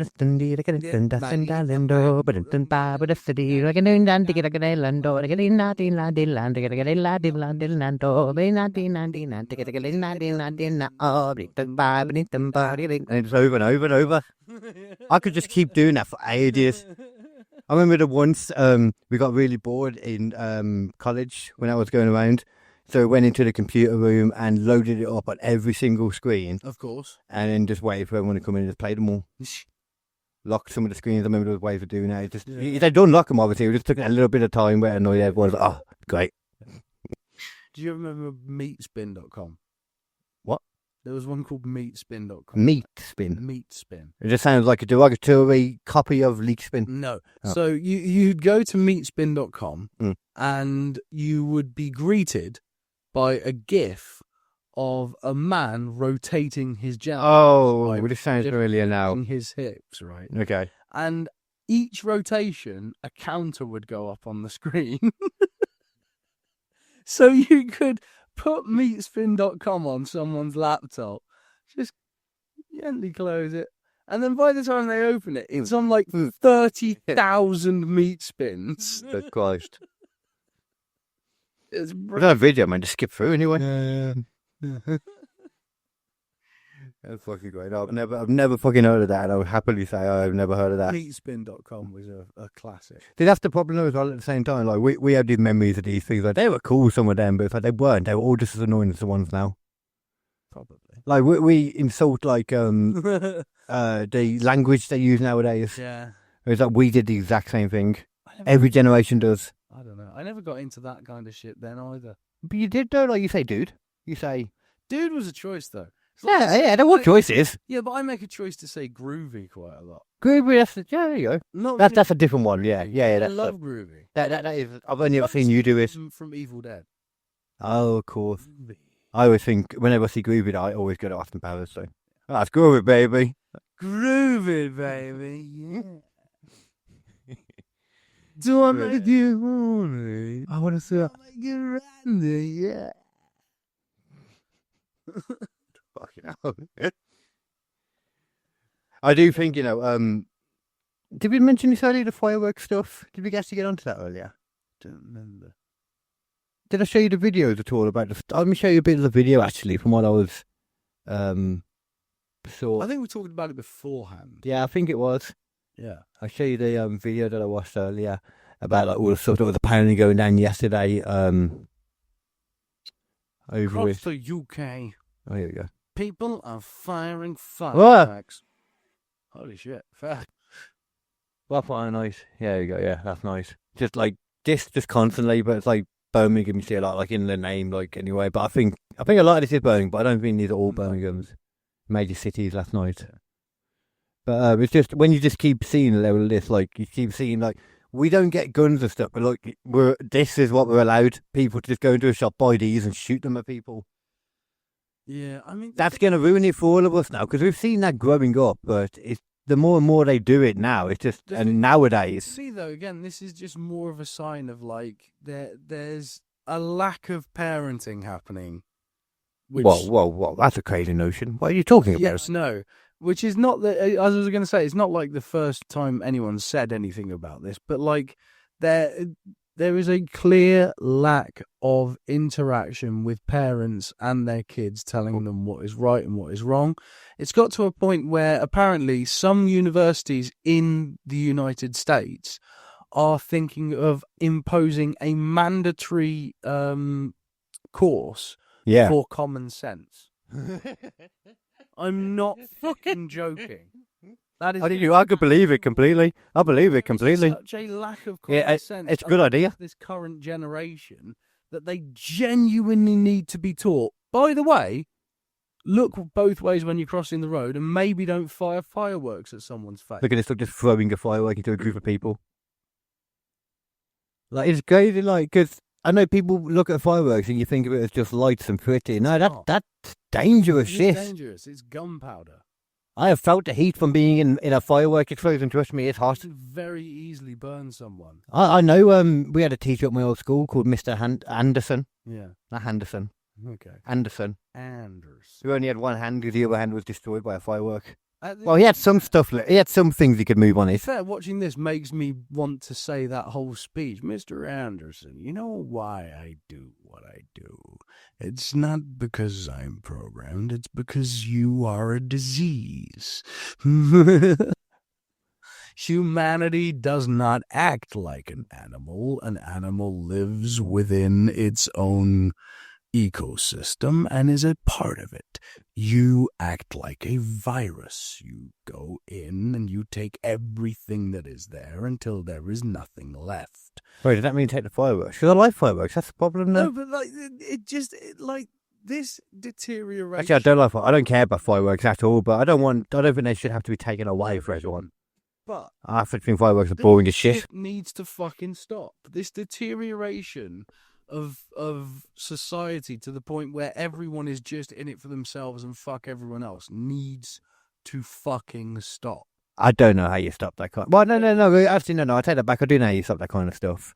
An easy way right away is like, it's. I think a lot of that's worse right now because people feel more survivalistic and all that because, like, there's not enough money to go around. Nobody really has enough money. No. Unless you have a really good job, But even then, you feel like you're still on the pinch because you're used to more. And everyone who's over a certain, like, £100,000 a year is considered a high earner, and at that point, they're getting taxed a lot of money out of that, and that's only for 100,000. And personally, like, 100,000, yes, it's a lot of money. But you shouldn't be being taxed at the same level as millionaires. I didn't realise as well, though, that people that, like, in a different way of looking at it, people that, like, get wages, full stop, are taxed, like, 38% or something. But then people that are self-employed, it goes straight down to, like, 29%. Yeah. And then you're looking at, like, benefits and all them at, like, around 20%. Yeah. And they're on about, like, because I say what they're on about, because Labour, if you remember, good old Labour when they got in. Oh, yeah. Back when everyone had a little bit of faith in them, they were like, we are not going to raise taxes at all. No. Taxes will not be raised. Not The other day, no earners, not at all. the other day, they refused to answer that question, which basically means that they're going up. Taxes. Yeah, everyone kind of said this. And they're on about even possibly, it might not even be wages as much, might be the other side, like more on like self-employed and people with pensions and stuff. Yeah. Only the people that can afford it. It's like, No, but they can't afford. Nobody can afford. That's the point right now. You're taking money away from pensioners. It's Pensioners don't have money. It seems crazy to learn. It's kind of part of being a pensioner. Yeah. It's like, because the people, from what they were saying, the people that were getting that pension wouldn't be getting that pension because anyone, say pensions normally only for people that don't have a separate pension anyway. Yeah. So, did you know by 2032, as the way to go right now with the figures, by 2032, America will be unable to pay out social security payments anymore. They won't have the money there to do it. Yeah, because there's not enough people to pay for it. Well, there's not enough money to pay for Because it. essentially the whole of social security and pensions and stuff like that is a Ponzi scheme. It only works if there are more people earning more money than there were from the previous generation. Yeah, and now there's that explains as well, because apparently in America, which surprised me, there's a higher average older Worker. well, people, the average population is older. Oh, right, yeah. So, like, there's more older people. I guess what it probably means, actually thinking about it, is older people are living longer Yeah. because of medical stuff. Yep. So there's a higher population of older people, so even more people to pay what we would refer to as pension. Which is why you have lots of billionaires and politicians basically saying, we want people to fuck more. We need loads more people. We need loads and loads more people, because they need the Ponzi scheme to continue. This weird Ponzi scheme that is the entire financial system. And we're on the brink of so many... I don't understand that fully, just to clarify. I don't know how that works, what that means. So a Ponzi scheme is like a pyramid scheme, essentially. Yeah. What you do is borrow you have someone to pay someone. of investors, and then you pay those investors out With someone else. by having newer other investors. Yeah. And then the same, and then the same, and then the same, and then the same, Okay. and then the same. And that's That makes sense. what a pension scheme is. Yeah. What? Yeah. Yeah. Weirdly. The pension, this thing is based on the same thing. You have a load of people who have a pension. They put money into the pension over time, but that doesn't necessarily cover all of it for some reason. So the people below have to pay taxes, so that then covers Yeah, that. yeah. So then you've got to get more people to pay That makes sense. taxes for the next generation, and then more people to pay more taxes for the next generation, and more and more and more and more. I see what you're saying. I get what you're saying there. Then yeah, so it kind of looks like a Ponzi scheme. It's not the same thing at all. The But problem is now we're getting to a point where people aren't having as many babies, so Yeah. you've got this giant wedge. and older of people are living longer. Yeah, of expensive as shit pensions Yeah. that are being paid for by a significantly smaller portion of people. And they want people to just keep banging so that they can fix it again. But that's not the way humanity seems to be aiming. I don't think that's. I think it's past that point. From the sounds of it now, I think it's past the point where even if you shut out a whole new double, triple size generation, it wouldn't fix it in time. Like 2032, apparently. This is going by Elon Musk maths, but he's actually been in there looking at all of it. Obviously you can only do like 4 months, so he had to leave and shit. Which is apparently it's still going on. It's just I don't think they have as much power, and it's not talked about at all. Exists. Yeah. But there's so much apparently that's just embedded in the the national debt and all that kind of shit, which it's kind of weird when you think about how every country owes every other country so much money. Everyone could just wipe their hands clean kind of thing instead.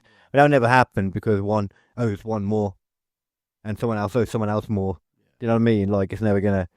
It's such a strange thing to think about. But apparently America's dying. Yeah. And we won't be... Everywhere's dying, really. The empires fall apart from the inside, ultimately. That's the way it's always been, for one reason or another.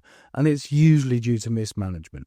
And the usual reason why it gets mismanaged so badly is because the people on top want to keep the things that they want to keep. Just to clarify Osvaldo before I forget, the issue with Osvaldo is his answer for how to fix it, Elon Musk's, though, with all this stuff, the maths and that, with how it works.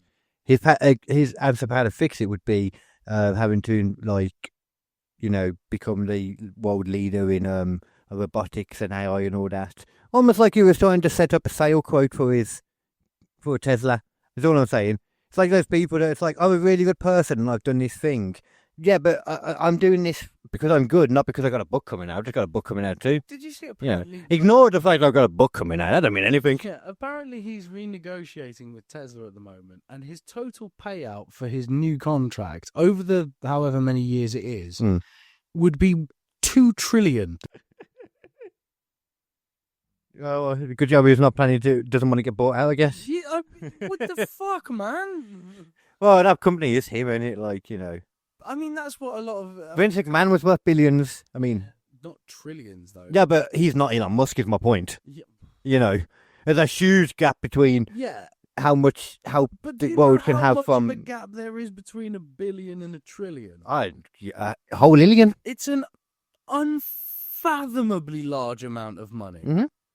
It's just... You could... If you had $2 trillion, you could solve world hunger overnight. Yeah, He won't. do nothing. But that doesn't mean that he's got $2 trillion in his pocket, though. No. That's not what that means. No, but that means over the total of amount of time of his contract, he should get back a remuneration. Right, yeah. Yeah.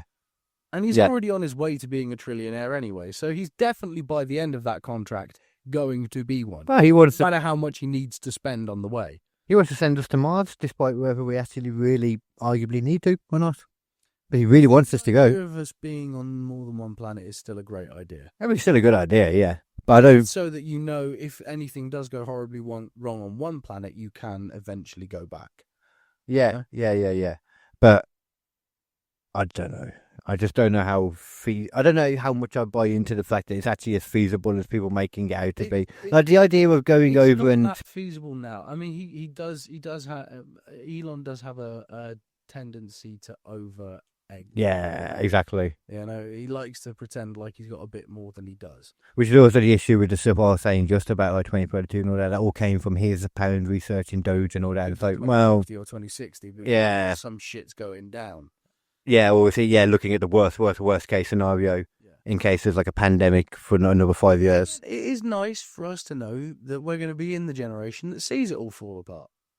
What? No, I don't think. I think that's the problem. I think this shit always drags out so long. We're gonna be long dead by the time any of this shit happens. Long dead. I think it will be happening when we're in our Yeah, near okay. retirement, essentially. We got to get there first. It's not guaranteed. Yeah, it's not guaranteed. I in no way feel like that's guaranteed, yeah, man. yeah. But like, you know. Run down the street and people throwing exploding stuff at you. Yeah.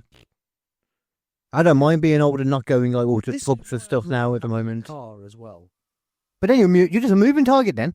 Yeah, I but thought you work covered. quickly. Yeah, and do a firework. Firework can't do And shit in to a any car. direction you choose, and you don't have to share the thing with other people. Like Yeah. buses. Yeah, yeah, yeah. With buses, you've always got a chance of someone trying to kill you. Well, yeah, I mean, we were talking about like one of my worst fears, like Yeah. recently with that guy who like stabbed a girl in America on behind and that. Yeah. There was the one the other day on the trains. Where Yeah, some guy went crazy. fucking stabbing on a Mhm. train. Yeah, yeah. And people can't say immigrant stuff. It wasn't an immigrant. It's like, well, what? It seems like he was a homeless crazy guy, though. Yeah, but it's like, do you want to be on public transport ever now? No, that's the thing. But the idea of being in a train, especially, Yeah, because you can't get out of a train. fucking closed system. Yeah, I mean, I'm sure there are actual like escape routes and that, but it's not like you can just jump out and run off. yeah, Jump out into a tunnel. yeah. It's not an easy thing, you know. There's Car. I get in a car. I lock the door. I have my own music. I can go at my own pace. I can pull over for a piss. I kind of feel like we're at a point now though with shit like that happening. Like that's kind of scary shit, you know. Like think about us, like as comics and that. Like I know you're driving, I'd be like more training and stuff, you know. I'm like, oh, that kind of shit puts me off wanting to train and go on trains and shit, you know. It's like I don't see why. Well, I can see an argument for that people should be allowed to like carry like stun guns and stuff like that for defense. We're not going to be able to do guns now. They're not going to agree to people carrying knives, A stun gun. something like that. A kosh even. Yeah, Like you can't stab, but you can whack. but then. So then you got to carry a big fucking. Oh, you can plank cause with head you. trauma. Yeah, the guy's trying to kill me. Yeah. I don't care. And then it's also like, you know, but then it's going to be more stuff because you're. rework in this fucking country. There's something wrong there because we literally have nothing to defend ourselves. Laws in this country are fucking atrocious. Yeah, there's something. Considering the police aren't around as much as they need Yeah. to be able to be in that kind of situation, you need to be able to have the ability to defend yourself. You do. You just do. And in situations where it's just punches and stuff, like that's fine. You don't need to be. If one person's coming at somebody, you know, trying to punch people and that's different than. Yeah, If someone comes at me with a very fucking different. I should be able to defend myself with an extendable metal baton. Yeah, You know what I mean? yeah. I should be able to have something to whack that out. That's a that- good thing. I didn't even think about that. You know what I mean? Yeah. Just a little thing you can hold you, click, bam. Yeah. You know what I mean? But then you still got to get close to them, and why would somebody that had no They're strength? trying to get close to you. No, but I mean just like for the average person, look, you don't have much strength, like a granny. Last case scenario. Yeah. But if you flick it out, at least they know you've got something. Yeah. It's turned a lot of the time. Yeah. Whereas like a taser as well. But then with tasers, you got problems because there's like a weird percentage of people that are not affected by tasers. They'll drop down for a second and get straight back up. Yeah. Like even if they drop down, like they'll normally just stand there for a sec, or more like just what's going on, and then realize they're okay and carry on. It's like if you've only got a taser. There's also fucking mace is Ah, not legal here. wait, it's not legal. Not legal. See, it's quite the idea that if we carry these things just as protection, You're going to get you're arrested. you're committing a crime, a bad crime. I imagine that is carrying a That's considered even if you offensive. offensive weapon. Even though it's Yeah. a defensive weapon Yeah. specifically, it is considered an offensive weapon to carry. Because what weapon, I guess, can't be used offensively. It's kind of course it's a very stupid thing. It's offensive. Yeah, it's a very stupid way to word it. So Actually, stupid. You should be able to defend yourself, not lethally, unless you need to actively like fucking stop someone killing you and you accidentally kill them. yeah. Like that should be allowed to be accounted for as well. You shouldn't be able to You can be. someone for trying to hurt you. Yeah, That's yeah. stupid. But you should be able to defend yourself non-lethally. Well, I mean, you can do that.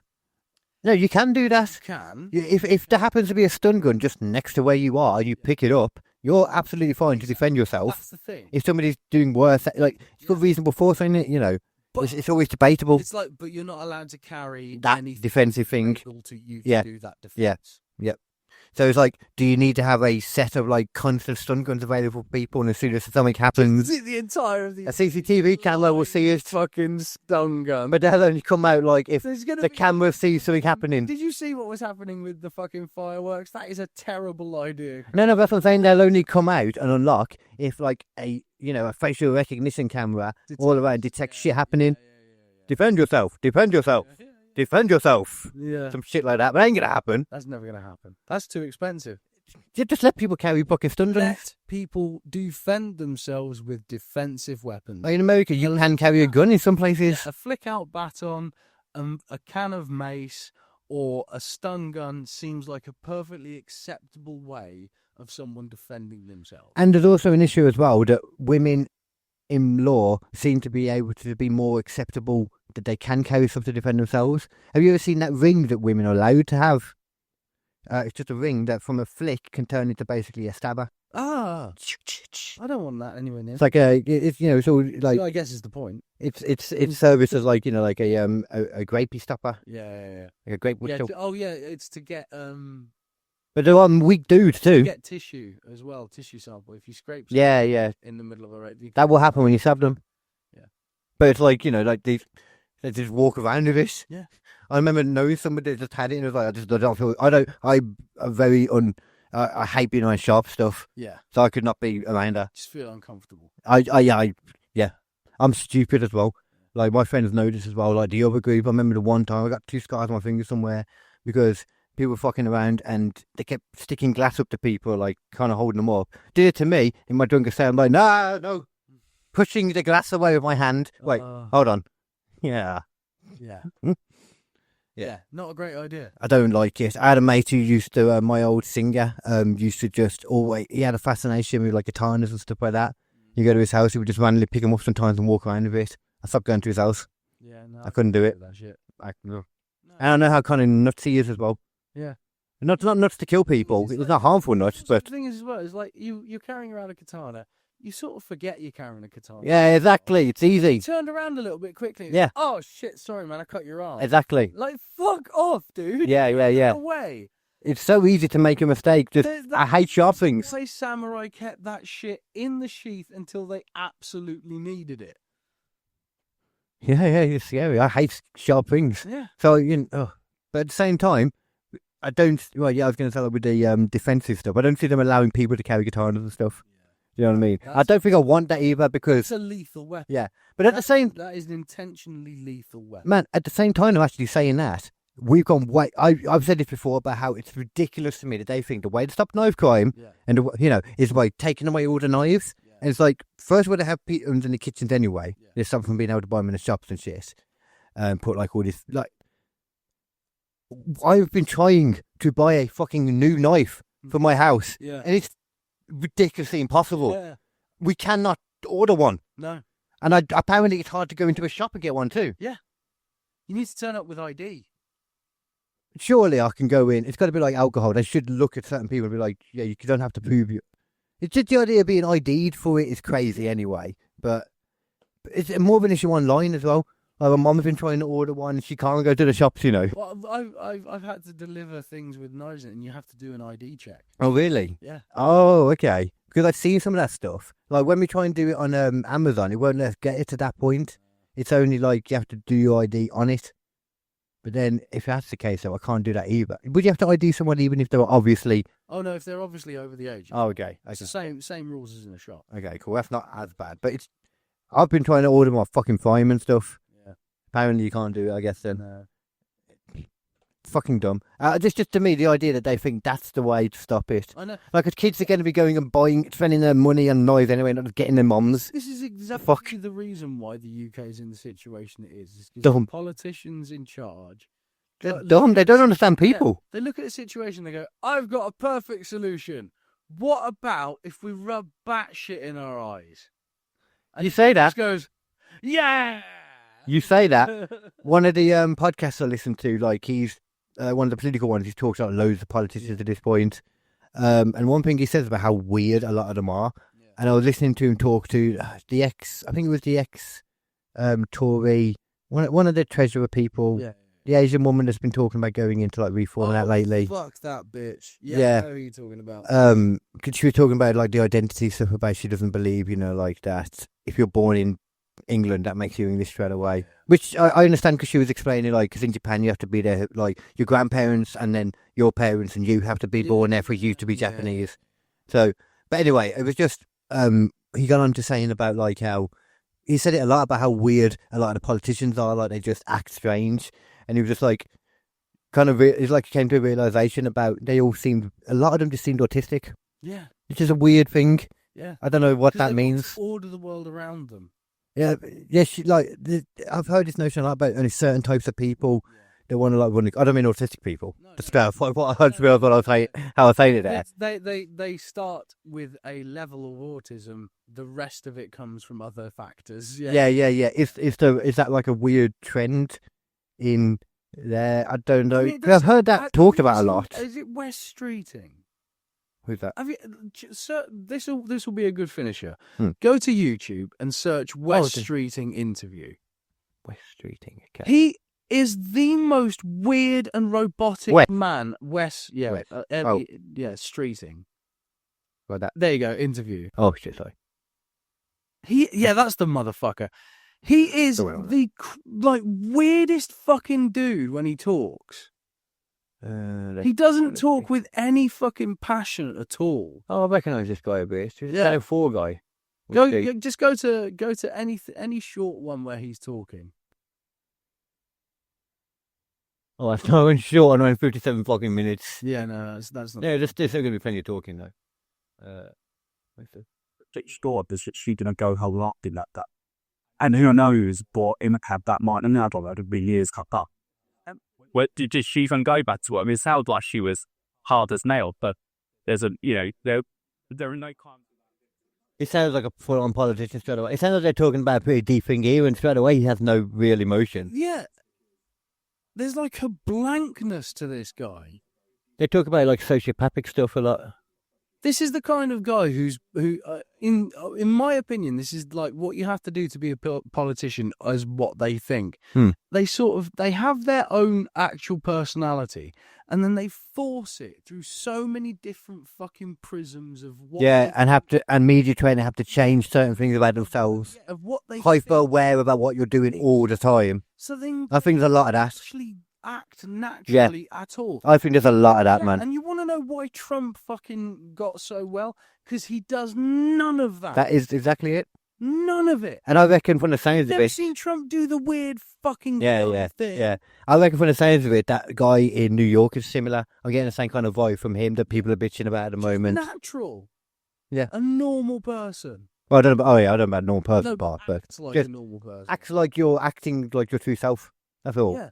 Be like you're just being yourself at least. You could be weird as shit, like Trump's weird as shit. Still be yourself. Yeah, I've said that a lot, like, as you know, in comedy, like, I love, like, the dickheads. They're just authentic as shit. Yeah, I love. I've never put it like that, actually. Yeah, it's always been about authenticity. Yeah. For me. If I see someone like stand on a stage and they don't believe in the joke that they're telling, and they don't like find that joke funny, but they're doing it because they think someone else might find it funny, yeah.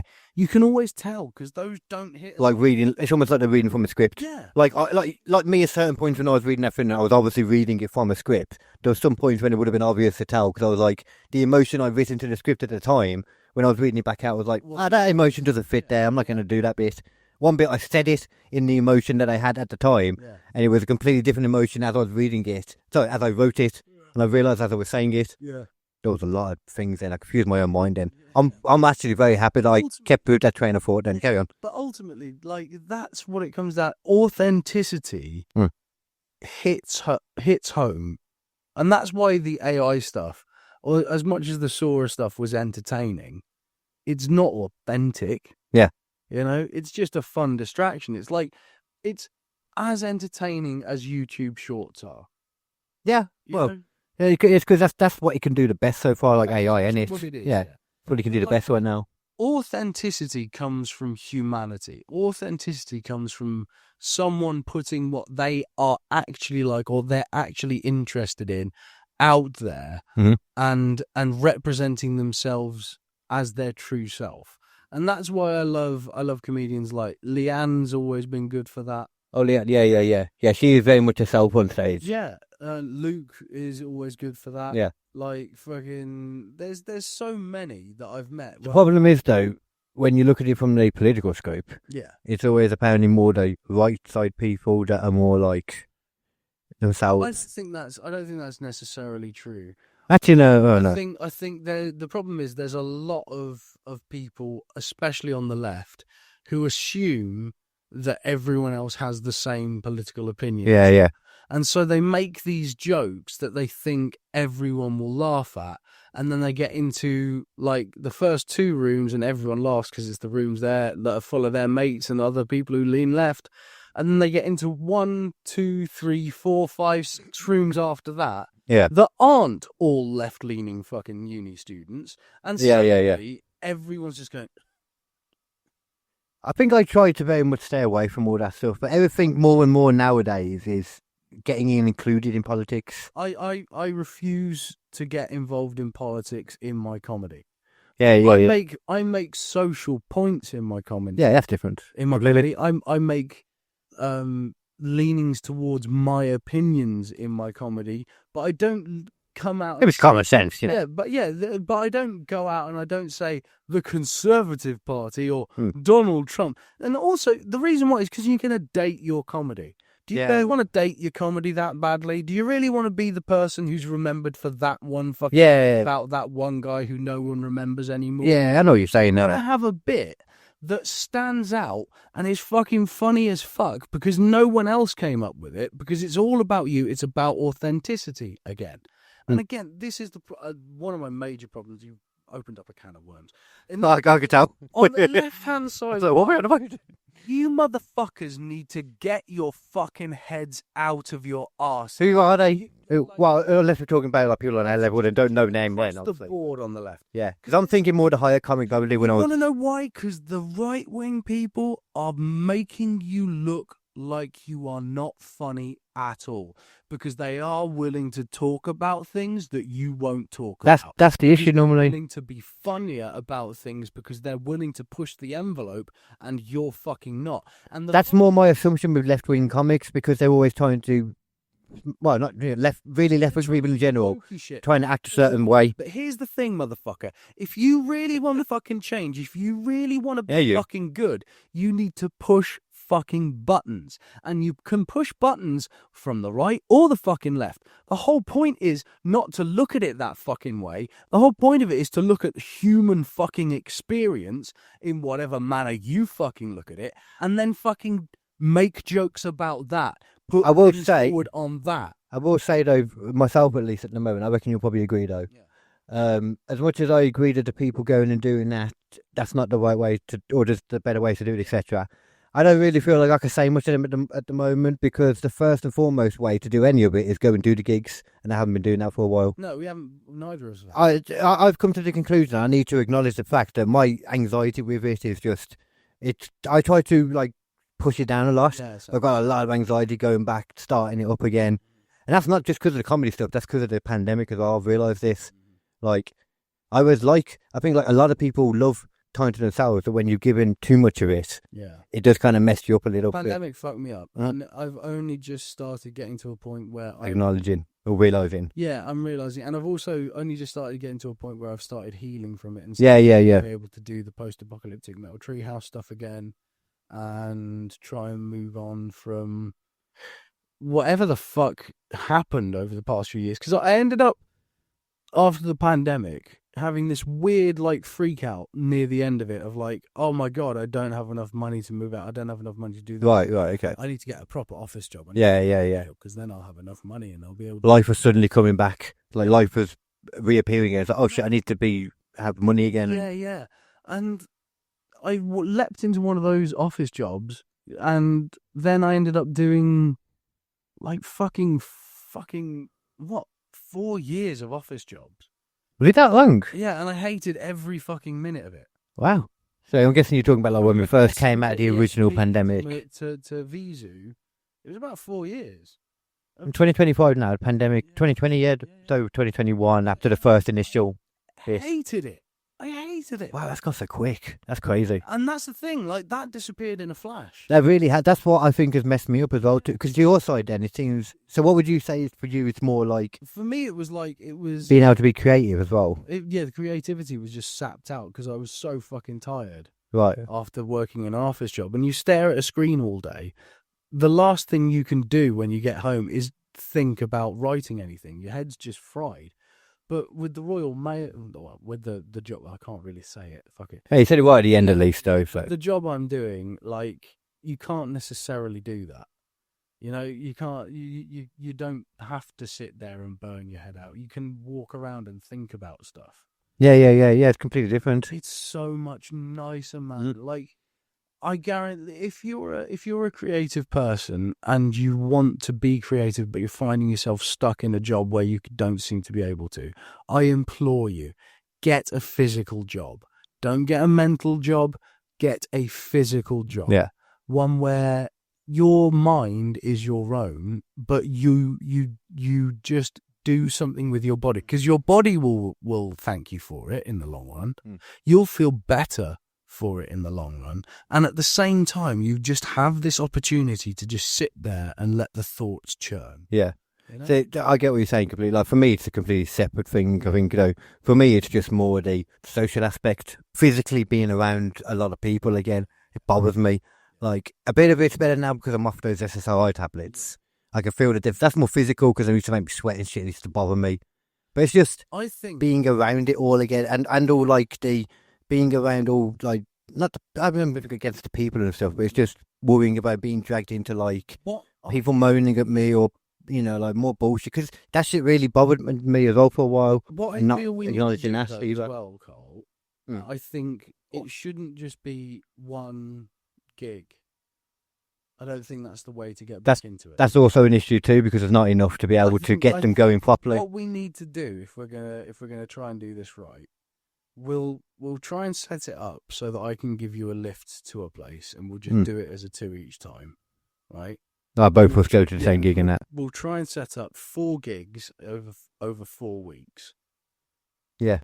And then we'll literally just, right, this is the gig, we're going to go do the gig, let's hit the gig. Done. Right. We'll rewrite, right, we'll do a podcast in between, we'll do the next gig, hit the gig, boom. Because after 4 of them, I think we'll both be confident enough to be like, you know what, I'm back in the vibe. I think just and start looking for other ones as well. I know for me personally, Yeah. just having somebody to go with will be enough for me. Yeah. Like, But having mutual support. for me, I don't want to just sort of hit one and go, that was fun. And Yeah, you need to keep it going. I want Yeah. to have 1, 2, 3, 4 set up, because then by the time I've got into the 3rd one, I'm like, I've got another one set up for the 5th week or the 6th week, and I've got we can do the holly bush in between or whatever. Yeah, and I'll also want to then also be like, we could put on some gigs too. Yeah. Do it that way, because I like that aspect too. But that's the thing, we need to get into the vibe of doing it again, I reckon. That's it. That's exactly what it is. Because like for me personally, it's hard. Like I say, like going on my own, it just I get into my head, man. Yeah. Like and it's not even worrying about doing bad. That's the silly thing. No. It's not even. I don't even worry that I'm going to do bad. Like I don't think I'm going to do amazing or anything. But that's not the issue.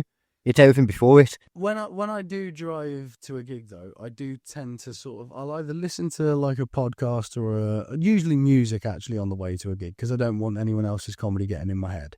Yeah. So I'll listen to some like hype up music or some happy music, usually my happy music mix. Yeah. And then I'm sort of on the way, and then I'll turn the music off for a bit and I'll just do my set out loud. And then I'll turn the music back up again and I'll wait a bit until I'm like, yeah, I can do the set out loud. So if you're all right with that. No, do it. I'm pretty sure we've been around each other for gigs on the way a few times, man. Yeah. But yeah, that's you do your fucking thing, man. I'm more, I like to think that by that point, I'm like, it should be in my fucking head. I'm trying to just relax at that point. I'm like, if it's not in there now, it's not going to be, and I'm focusing more on stories and stuff now. So, like, I need to time how long it's going to be, but like the big part of my set will be focused on my bud story and that. Yeah. So I'm like, oh, shit, wait, I've actually got an ending to that story. Like, that's the one thing I wanted. I needed one of my good stories. I just need to figure out and to have an actual ending. Yeah. It's so much harder than it sounds. Well, the thing is, now that Actually, we were doing a lot of shop talk. Should we finish up? yeah, let's finish up. But Yeah. now that you've got one which got an actual ending, all the other ones you can sort of lead into that one and sort of go. And then there was this time, and then have the actual ending for the big ending of the final thing. Yeah. Never mind. Anyway, that's being Squishy Logic for this week. We have given you fucking 2 hours and 20 minutes. Oh my God. Purest entertainment. I think we have been very good boys as well today. We've been very good boys. Not just Eagle. Yeah. We have not been bad like Sandra. We've No. been good boys. Been very good boys. Yeah. And so have you for watching. You Thank have- you very much. Keep it squishy. You keep. I will keep it squishy, Nathan. And no. Carl. Keep it logical, Nathan. I will also continue. Carl. This isn't like episode probably over. I need to see how many episodes of Just Us we've done because it's got to be over. We've got to be getting near to 100. Something. Oh, no, because... Probably at least 100. Yeah, it's 100 or so. But actually, no, probably more than that. Actually, no, we've got to have definitely more than 'Cause 100. we do... Yeah, most of them are going to be us. I reckon probably like near to 140, 150. I'll find out. I'll check. Anyway. Yeah. That's been Squishy Logic. Keep it squishy and put it up your butt. And that's very logical. Once it's in your... As long as you turn on the light before doing what you do, because otherwise there'll be traces. As I mentioned earlier, aftermath, it can get messy. You can, yes. And when you don't realise till you're on the buzz as well, that's even worse, trust And me. make sure you keep that E. coli out your mouth. That's only logical. Yeah, I should have thought about that. Bye.